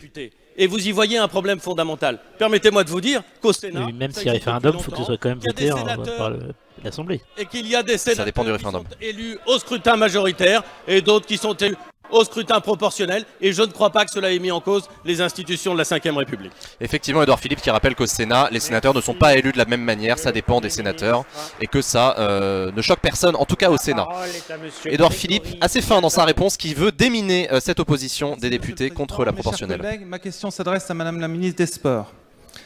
Madame la ministre des Sports, vous accueillez aujourd'hui les athlètes revenant de Pyeongchang pour les Jeux paralympiques d'hiver. 12 athlètes partis en Corée du Sud, avec 3 guides, dont je tiens à saluer le travail ici. Des athlètes qui nous ont fait rêver avec 20 médailles, dont 7 médailles en or. Bravo, bravo aux athlètes paralympiques français. Un magnifique résultat, une émotion plus palpable pour nous Français durant ces Jeux pour lesquels la France termine à la 4e place, soit mieux que pour les Jeux de Sotchi. Ce bilan met en lumière le sport comme levier d'inclusion sociale. Et je tiens à mettre en avant, à travers mon intervention, la nouvelle campagne que vous avez lancée, Madame la Ministre. Jeudi dernier, aux côtés d'Antoine Griezmann, Sarah Ourahmoune et de nombreux autres grands noms du sport français qui ont prêté leur image à cette campagne de lutte contre les discriminations dans le sport. Baptisée ex aequo, parfois l'égalité est une victoire. Cette campagne pour la promotion de l'égalité va se décliner par des affiches et des spots sur les chaînes de France Télévisions et veut lutter contre l'homophobie, le racisme, le sexisme ou encore les stigmatisations du handicap. Ainsi, Madame la Ministre, au lendemain de l'adoption de la loi relative à l'organisation des Jeux Olympiques et Paralympiques de Paris 2024, et pratiquement 15 ans après la loi pour l'égalité des droits et des chances, que comptez-vous mettre en place pour promouvoir la situation des personnes handicapées ? Et Grégory Galbadon qui parle de la question du handicap, il est le suppléant du ministre de l'Agriculture Stéphane Travert et il est un spécialiste du sport si je puis dire puisqu'il est très engagé sur la politique du sport dans le cadre des Jeux Olympiques de 2024 mais il est lui-même coureur cycliste, figurez-vous. Et c'est Laura Flessel qui va lui répondre, la ministre des Sports. L'équipe de France arrive sur le sol français de retour de Pyeongchang. Ils reviennent les bras chargés mais surtout le cœur rempli de souvenirs. Vous l'avez dit, 20 médailles, beaucoup mieux que Sotchi. Ils ont été pendant ces quelques jours nos héros, portant les couleurs haut de la France. Je suis allée les soutenir, tout comme Sophie Cluzel, et je peux vous dire mon émotion et ma fierté de voir leur performance, mais aussi leur état d'esprit. Je vais d'ailleurs saluer l'encadrement de cette équipe ainsi que le comité paralympique du sport français, par sa présidente Emmanuelle Asman. Maintenant, ces magnifiques résultats doivent venir aussi soutenir une politique ambitieuse d'inclusion, car nous restons lucides sur les nombreux défis à relever dans le champ du handicap, comme dans celui de la lutte contre les discriminations. Aussi, c'est vrai que Grégory Galbadon et Laura Flessel lisent tous les deux des fiches, alors que tout à l'heure on a quand même eu un échange sans fiche pratiquement entre le Premier ministre et un député d'opposition sur la question du scrutin proportionnel. Mais peu importe, Laura Flessel qui met en avant une politique ambitieuse d'égalité, notamment dans le sport, entre les handicapés et les non handicapés. Pour lutter effectivement contre les discriminations et la stigmatisation du handicap. Personne ne détient seul la solution, mais par des actions de communication. Comme effectivement, il faut reconnaître que Laura Flessel, c'est pas une politique de profession, loin de là, c'est bien une sportive de haut niveau, escrimeuse. Des lieux de concertation et d'action commune. Médaillée olympique d'ailleurs. La clé du succès.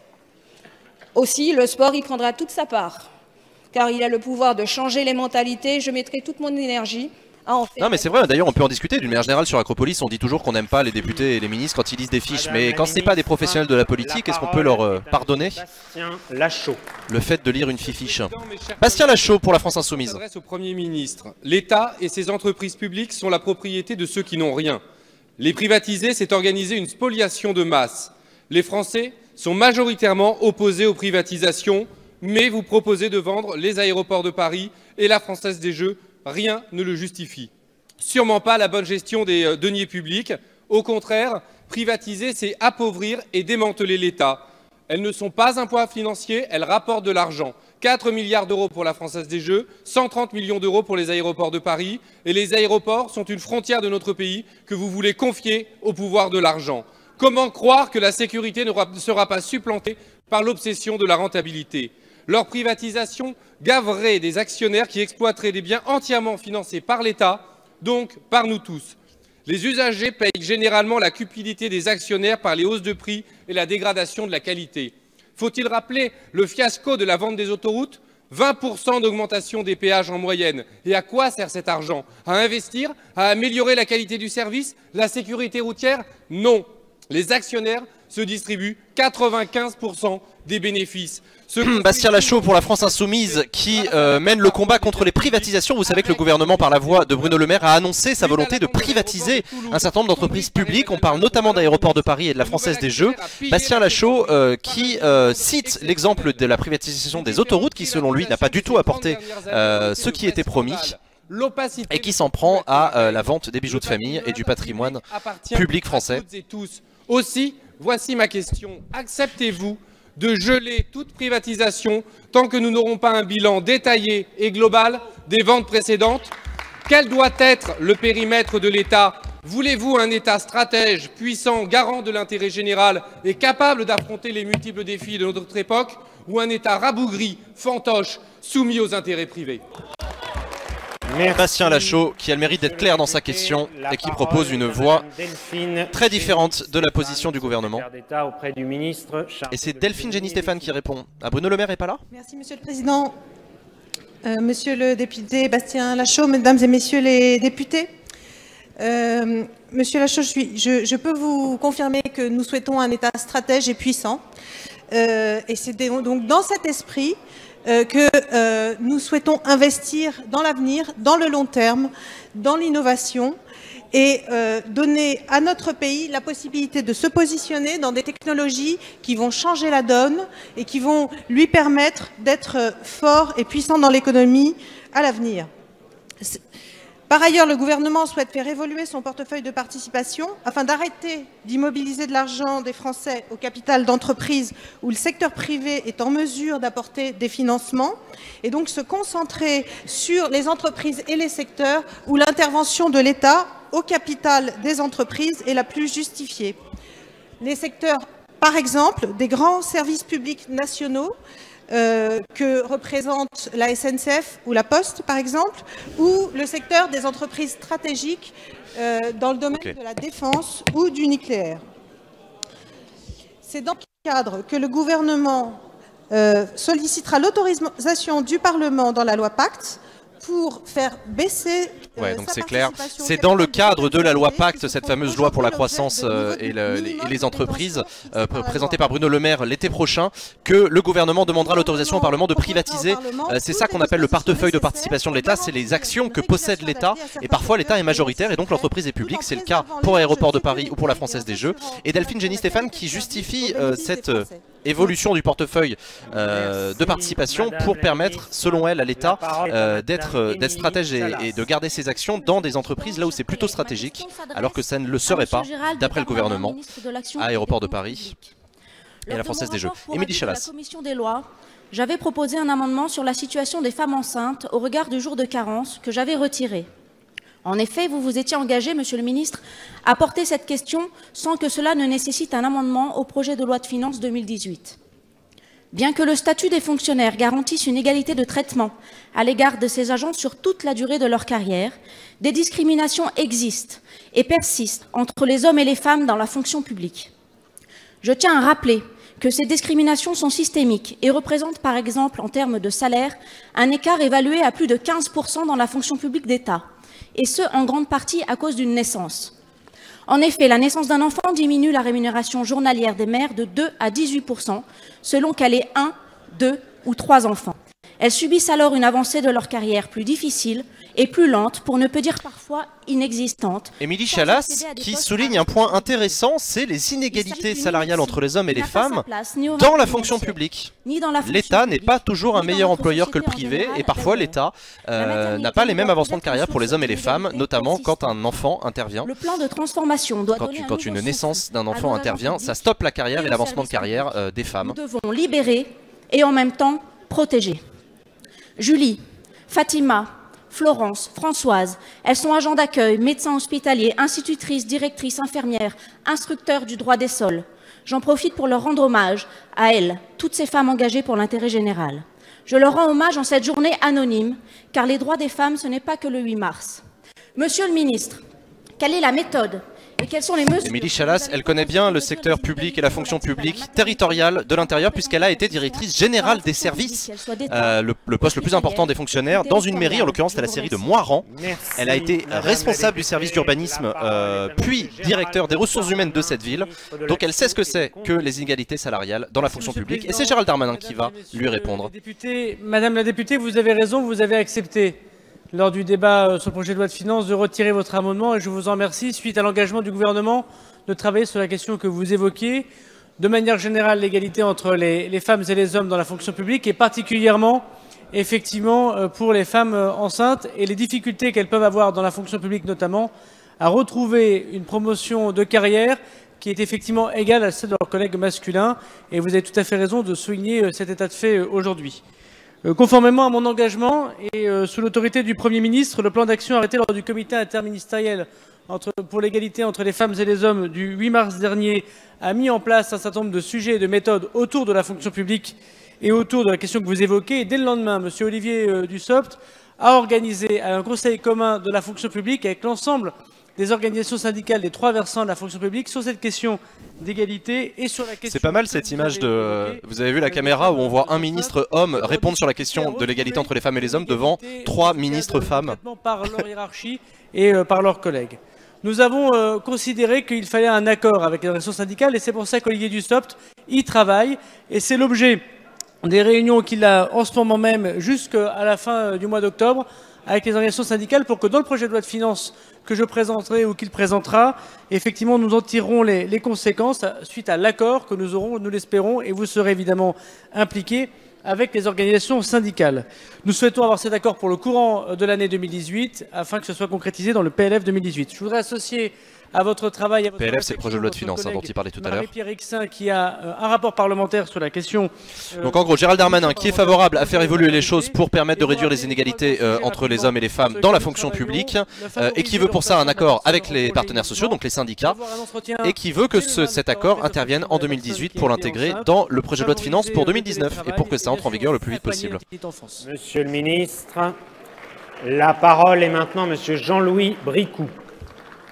Merci Monsieur le Président, Monsieur le Premier ministre. Ma question concerne l'avenir de notre jeunesse. Il y a quelques semaines, les missions locales ont été destinataires de la notification de l'enveloppe financière du PACEA, parcours d'accompagnement contractualisé vers l'emploi et l'autonomie. Elle serait pour 2018 en baisse de 60%. Créée par la loi Travail, elle rénove le droit à l'accompagnement des jeunes.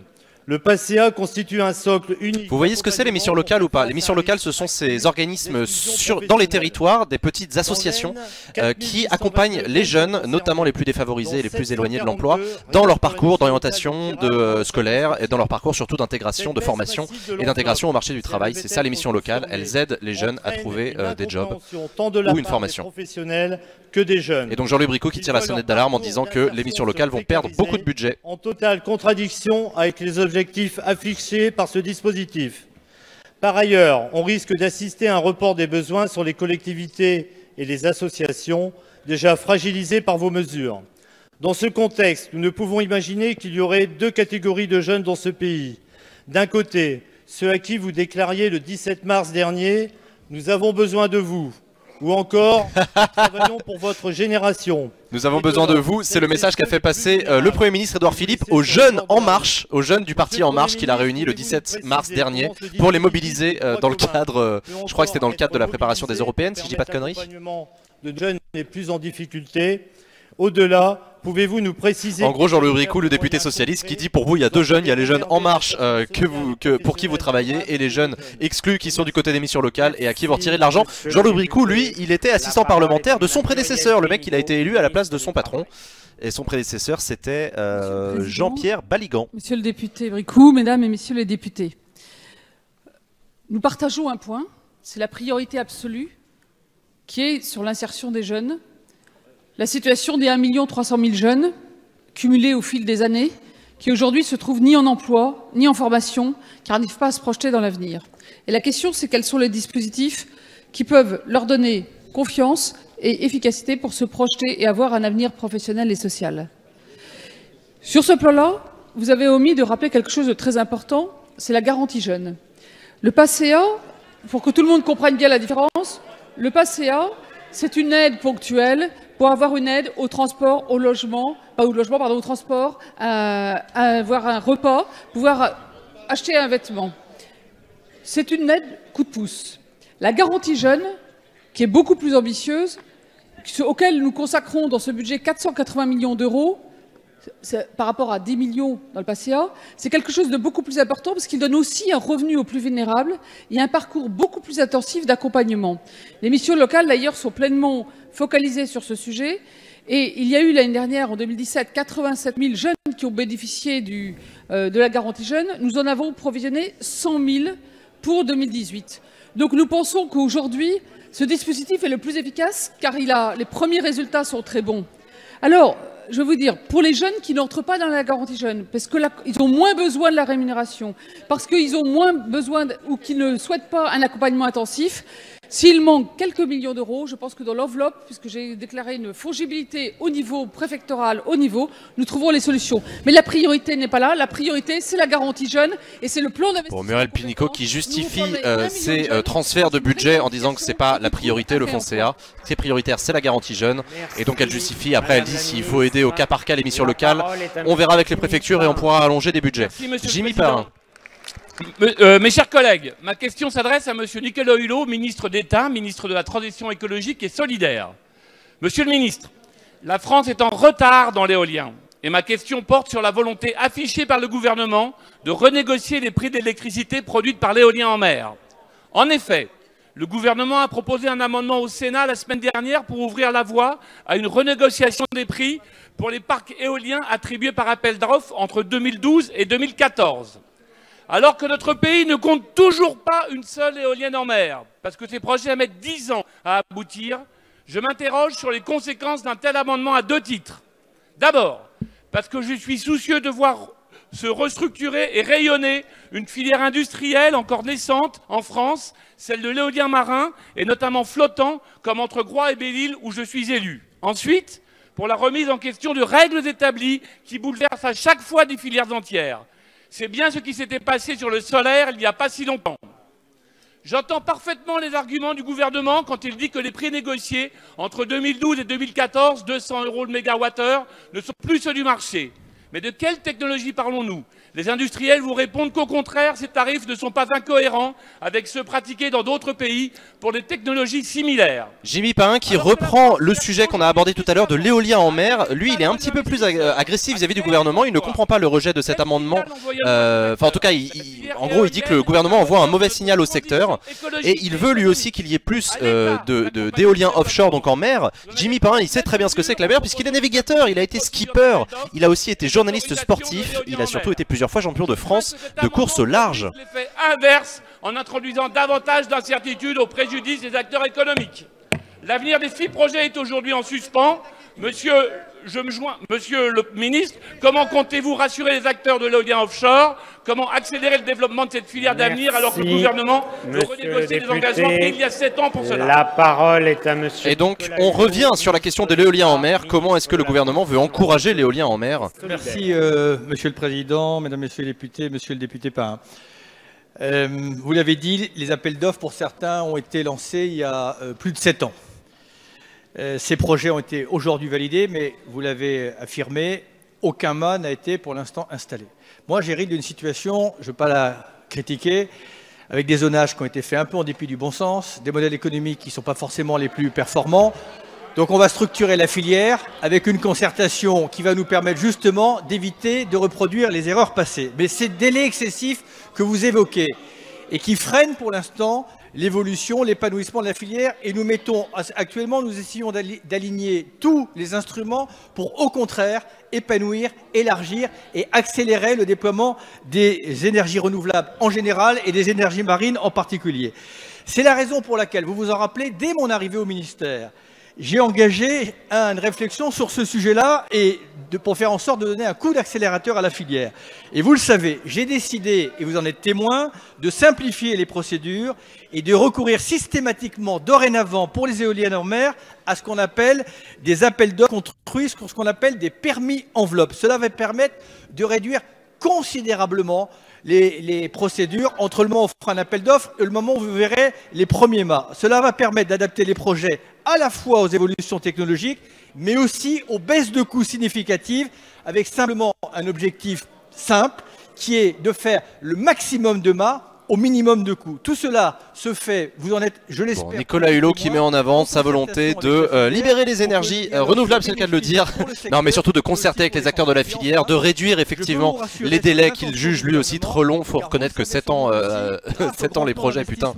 C'est quand même vachement long. Milliards d'euros. Et donc il réaffirme son objectif en tant que ministre, un maximum de mâts, donc un maximum d'éoliennes en mer pour un coût le moindre possible. Pour que nous fassions plus de projets d'énergie renouvelable dans une logique vertueuse pour l'économie et pour la planète. La parole est à Madame Claire Guillon-Firmin. Merci, Monsieur le Président. Ma question s'adresse à Monsieur le Premier ministre. Le 12 mars s'est tenu le 5e comité interministériel pour la reconstruction de nos îles. Et je dois vous dire que les annonces faites sont pour le moins décevantes et illusoires. 500 millions d'euros d'aide, parmi lesquels figurent la reconstruction de vos propres infrastructures, l'aide européenne, le moratoire sur les charges sociales et le prêt qui seront donc remboursés. Le président Macron, les membres de votre gouvernement qui se sont rendus à Saint-Martin et vous-même avez garanti une reconstruction exemplaire et rapide. Comment réaliser un tel projet avec une aide exceptionnelle qui ne s'élève qu'à 20 millions d'euros? Or, force est de constater que 6 mois après l'événement, près de 1000 personnes demeurent sans abri.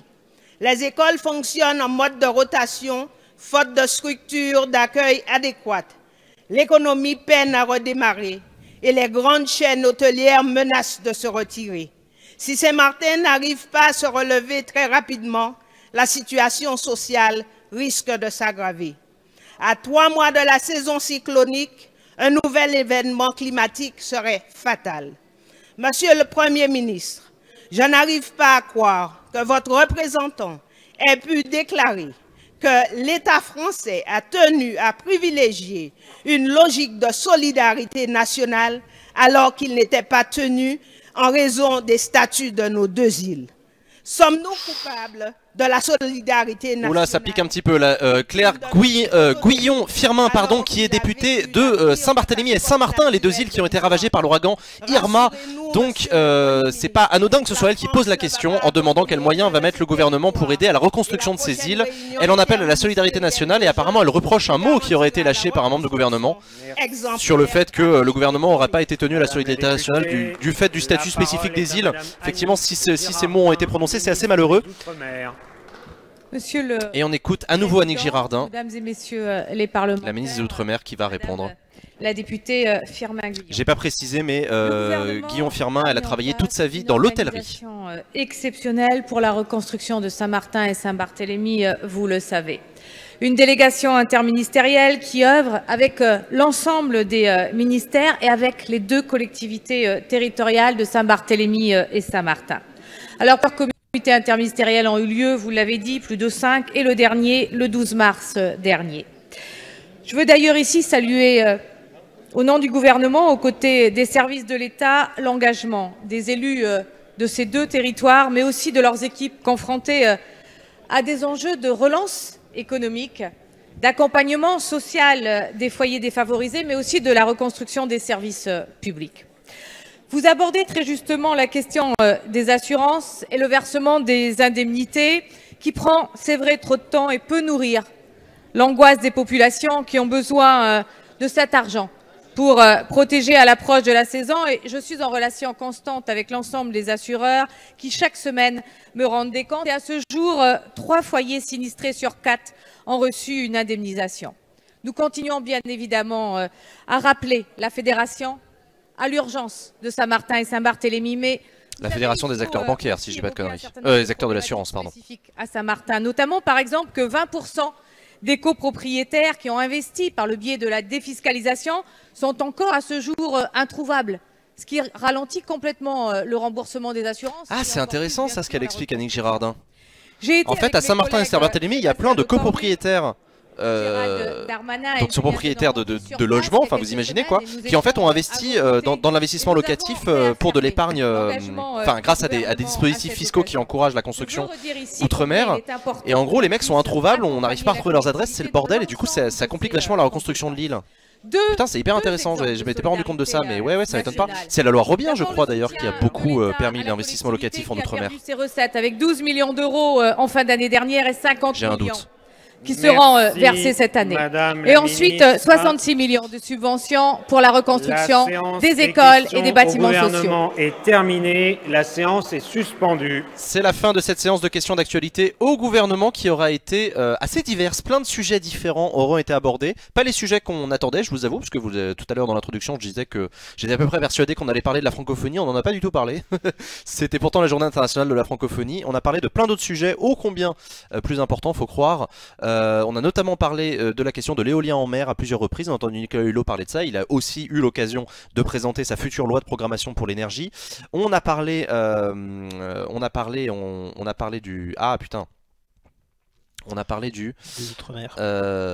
Oui, on a parlé de l'Outre-mer avec la reconstruction de Saint-Barthélemy. D'ailleurs, c'était intéressant parce que vous avez vu qu'on a la députée de Saint-Martin qui a pris la parole, mais avant elle, il y avait la députée de Polynésie qui avait pris la parole en parlant en partie de Saint-Martin, en disant que la situation était catastrophique, alors que la Polynésie et Saint-Martin, genre, c'est vraiment à l'autre bout. Et Annick Girardin, qui est la ministre des Outre-mer, qui a répondu, elle est élue de Saint-Pierre-et-Miquelon. Donc, c'est vraiment les quatre coins du globe, quoi. La France dans les quatre coins du globe qui s'est parlé aujourd'hui au Palais Bourbon dans le 7e arrondissement de Paris, c'est quand même pas rien. Mais voilà, une séance assez dense. On a parlé d'écologie, on a parlé de la Russie, on a parlé des relations entre la France et la Russie avec Nathalie Loiseau qui a pu faire un point suite à la question d'Alain Tourret.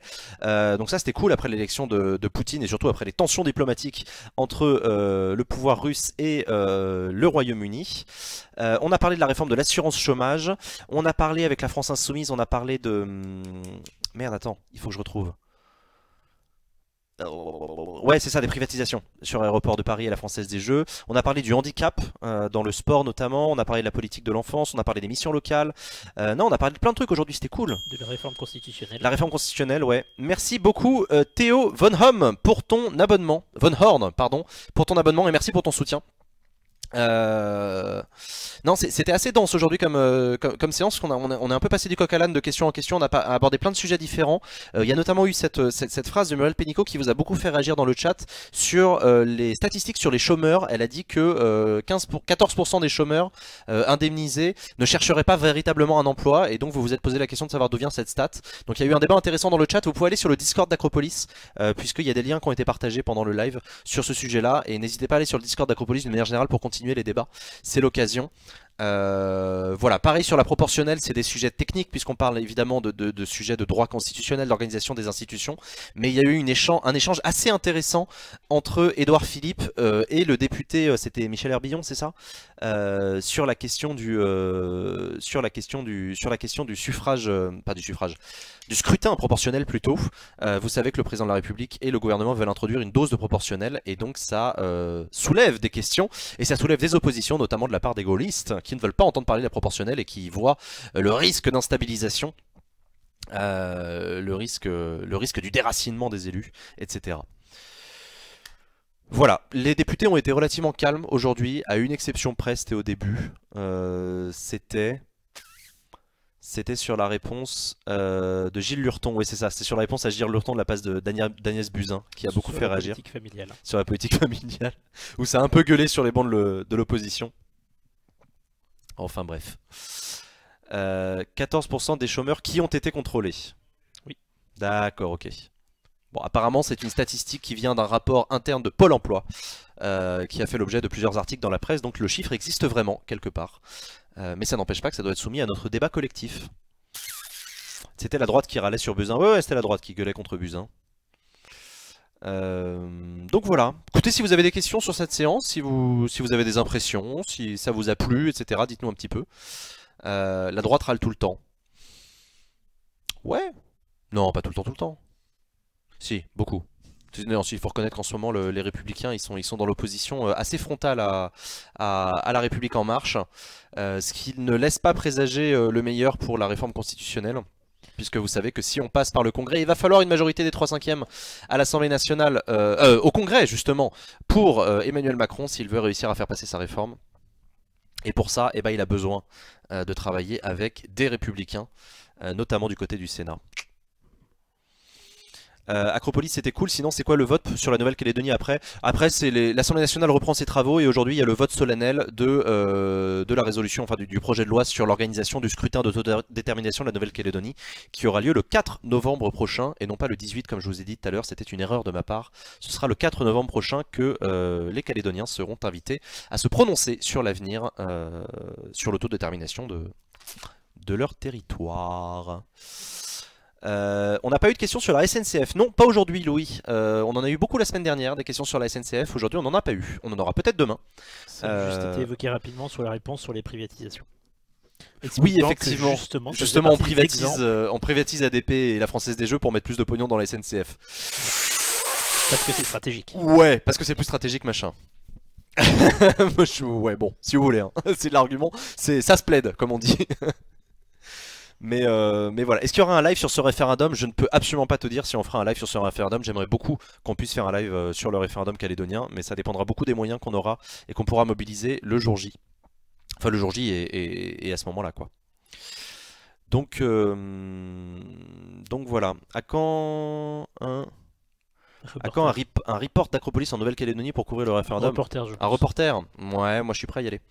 Je suis prêt à y aller sans problème. Non mais il faut que tu restes pour garder la boutique. Je vais me sacrifier pour y aller.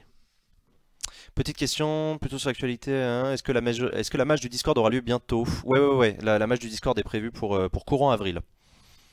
On va essayer d'adapter. Vous avez été nombreux à faire des suggestions aux modérateurs. On est en train d'y travailler avec les modérateurs du Discord. Un grand merci d'ailleurs. Merci à vous. Hein.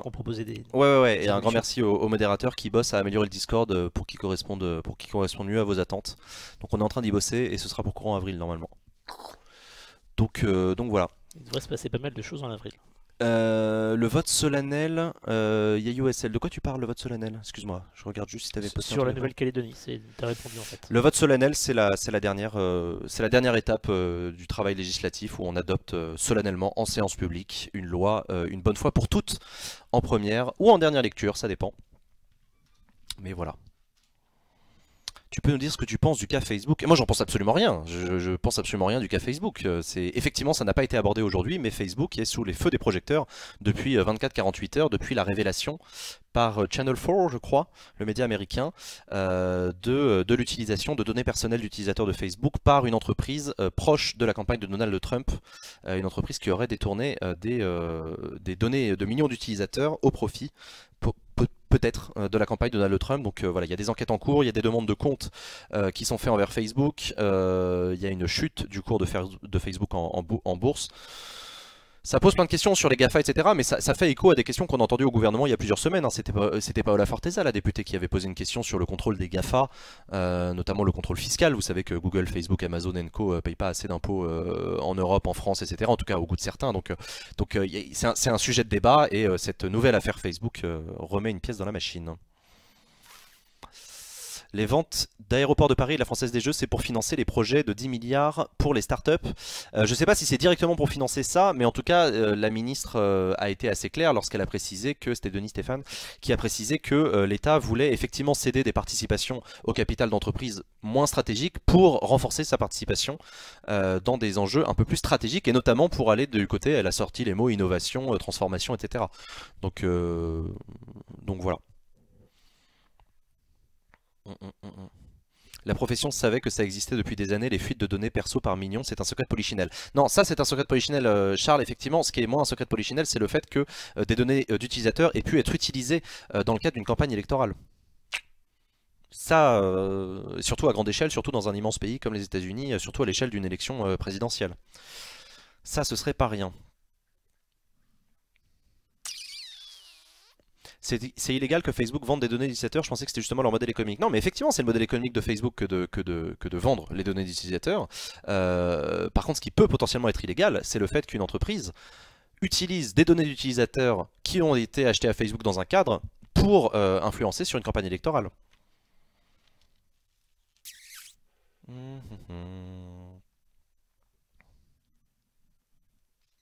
Franchement, tous les candidats l'ont fait aux US, en France, une majorité aussi.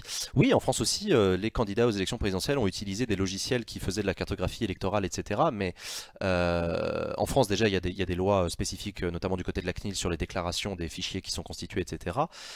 Et non, je ne crois pas, en tout cas pas à ma connaissance, il n'y a pas en France d'entreprise qui ait détourné des données d'utilisateurs. C'est pas là, de ce que j'ai compris, en tout cas des articles que j'ai lus, encore une fois j'ai autant d'informations que vous, pas plus, pas moins, de ce que j'ai compris, on parle d'un cas de détournement de données d'utilisateurs par la boîte machin là qui a utilisé Facebook. Question sans trop de rapport, pourquoi vous ne commentez pas les QAG au Sénat? Parce qu'on n'a pas les moyens de le faire. On aimerait beaucoup le faire, mais on n'a pas les moyens. Et ça fait partie des sujets dont on discute, dont on aimerait bien discuter avec le Sénat, mais malheureusement je t'avoue que c'est pas vraiment prioritaire dans le développement d'Acropolis à court terme. Mais ça fait partie des trucs qu'on voudrait faire à terme, les QAG du Sénat évidemment. Juste pour repréciser les choses, une entreprise proche de Donald Trump est accusée d'avoir siphonné les données personnelles de dizaines de millions d'utilisateurs de Facebook. Siphonné, pas acheter les données. Siphonné? Siphonné. Mais je crois qu'ils ont siphonné. siphonné. Mais je crois que justement toute la question est dans le siphonnage. Je crois que c'était légal, justement le siphonnage. Je sais pas, j'ai pas compris. Il faut que je relise. Il faut que je relise. À leur crédit, il n'y a que la France Insoumise qui a explicitement demandé à Nation Builder de désactiver ça. D'accord.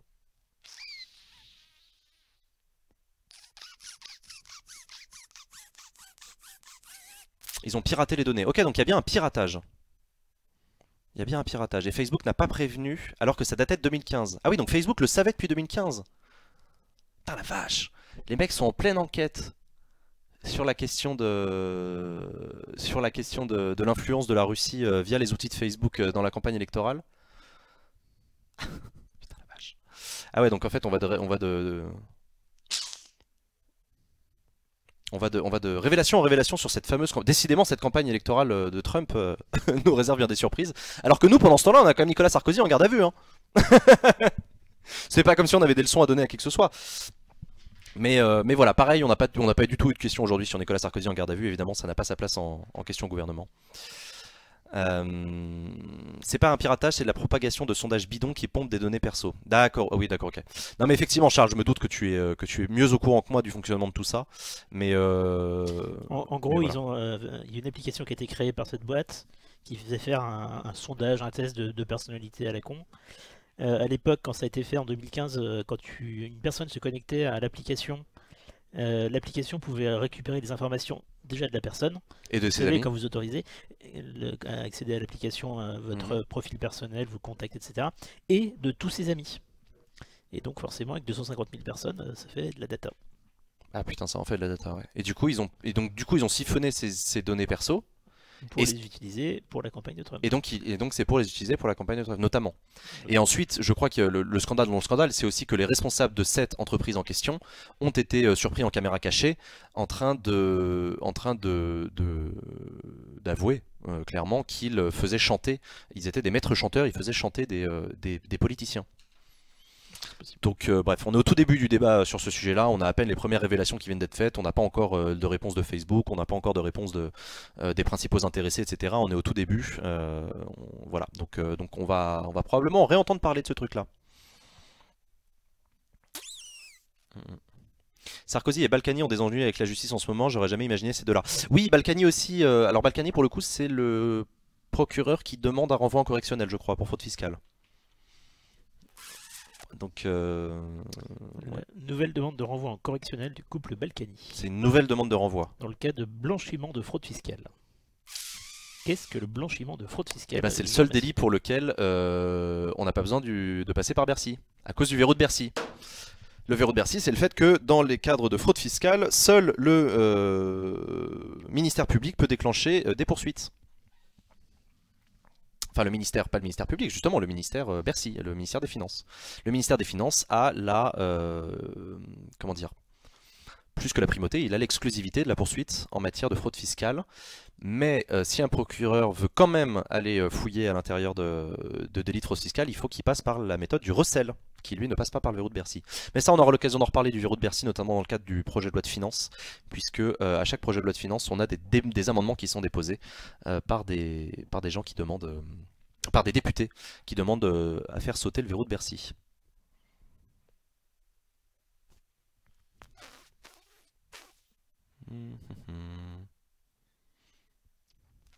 Darmanin n'est pas contre le verrou de Bercy, il l'a dit à Besançon sur la 2. Non, effectivement, Gérald Darmanin, le ministre des Comptes Publics, a défendu le verrou de Bercy. J'ai envie de dire, il a défendu son pouvoir, quoi. C'est un peu l'un des principes du ministre. Ça vient d'où historiquement ce verrou? Ça vient simplement du fait que seule l'administration fiscale possède les données nécessaires à la poursuite des contrevenants éventuels, premièrement, et deuxièmement, l'administration fiscale a toujours fonctionné sur le principe de la négociation avec les fraudeurs. La notion de fraude fiscale est très difficile à qualifier en droit, et évidemment lorsqu'il y a redressement fiscal, lorsqu'il y a contrôle fiscal, on est très souvent, enfin c'est pas blanc et noir quoi, on est très souvent dans des nuances de gris, et c'est du point de vue de l'administration fiscale, c'est important que l'administration fiscale garde la main sur les éventuelles poursuites pour se laisser la marge de négociation avec les contrevenants. Donc voilà.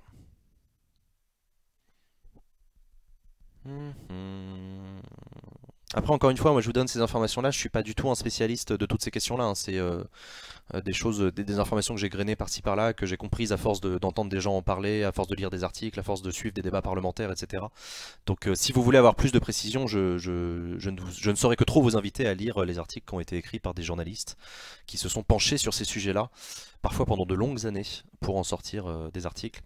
Pareil sur le financement libyen de la campagne le soupçon de financement libyen de la campagne de Sarkozy en 2007, je suis pas du tout autant au courant que, que Fabrice Lhomme ou Edwy Plenel qui travaille depuis 2011 quasiment à plein temps sur ce sujet-là, quoi. Fabrice Arfi. J'ai dit quoi? Lhomme. Fabrice Lhomme. Alors non, alors, je confonds avec Patrice Lhomme. Je sais pas. L'autre journaliste. Il y a Fabrice Arfi et l'autre. Je sais pas. Je sais jamais.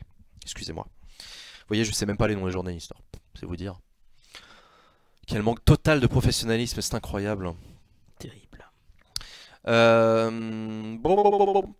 Bon, et donc je vous rappelle que demain je ne serai pas là, mais c'est Sylvain qui assurera les questions d'actualité au gouvernement. Donc demain il y a bien les questions d'actualité au gouvernement à l'Assemblée nationale commentées en direct sur Acropolis. Moi je serai à Bruxelles où je rencontrerai des élus locaux. Bruxelles. Non, ça se dit aussi Bruxelles. C'est un autre accent. Les Bruxellois disent Bruxelles, je sais. Mais voilà. Mais c'est Sylvain qui le fera. Merci à toutes et à tous d'avoir suivi cette émission. J'espère que ça vous a plu. Évidemment le Conseil des ministres aussi. Et le Conseil des ministres évidemment. Donc demain rendez-vous à 13 h en direct sur Acropolis. Merci à tous d'avoir suivi cette émission. Rendez-vous sur le Discord. Merci à celles et à ceux qui se sont abonnés, ceux qui ont follow. Merci à ceux qui ont fait des dons. Et merci à vous tous d'avoir suivi et commenté cette émission. Générique, fin d'émission. Ciao. À bientôt.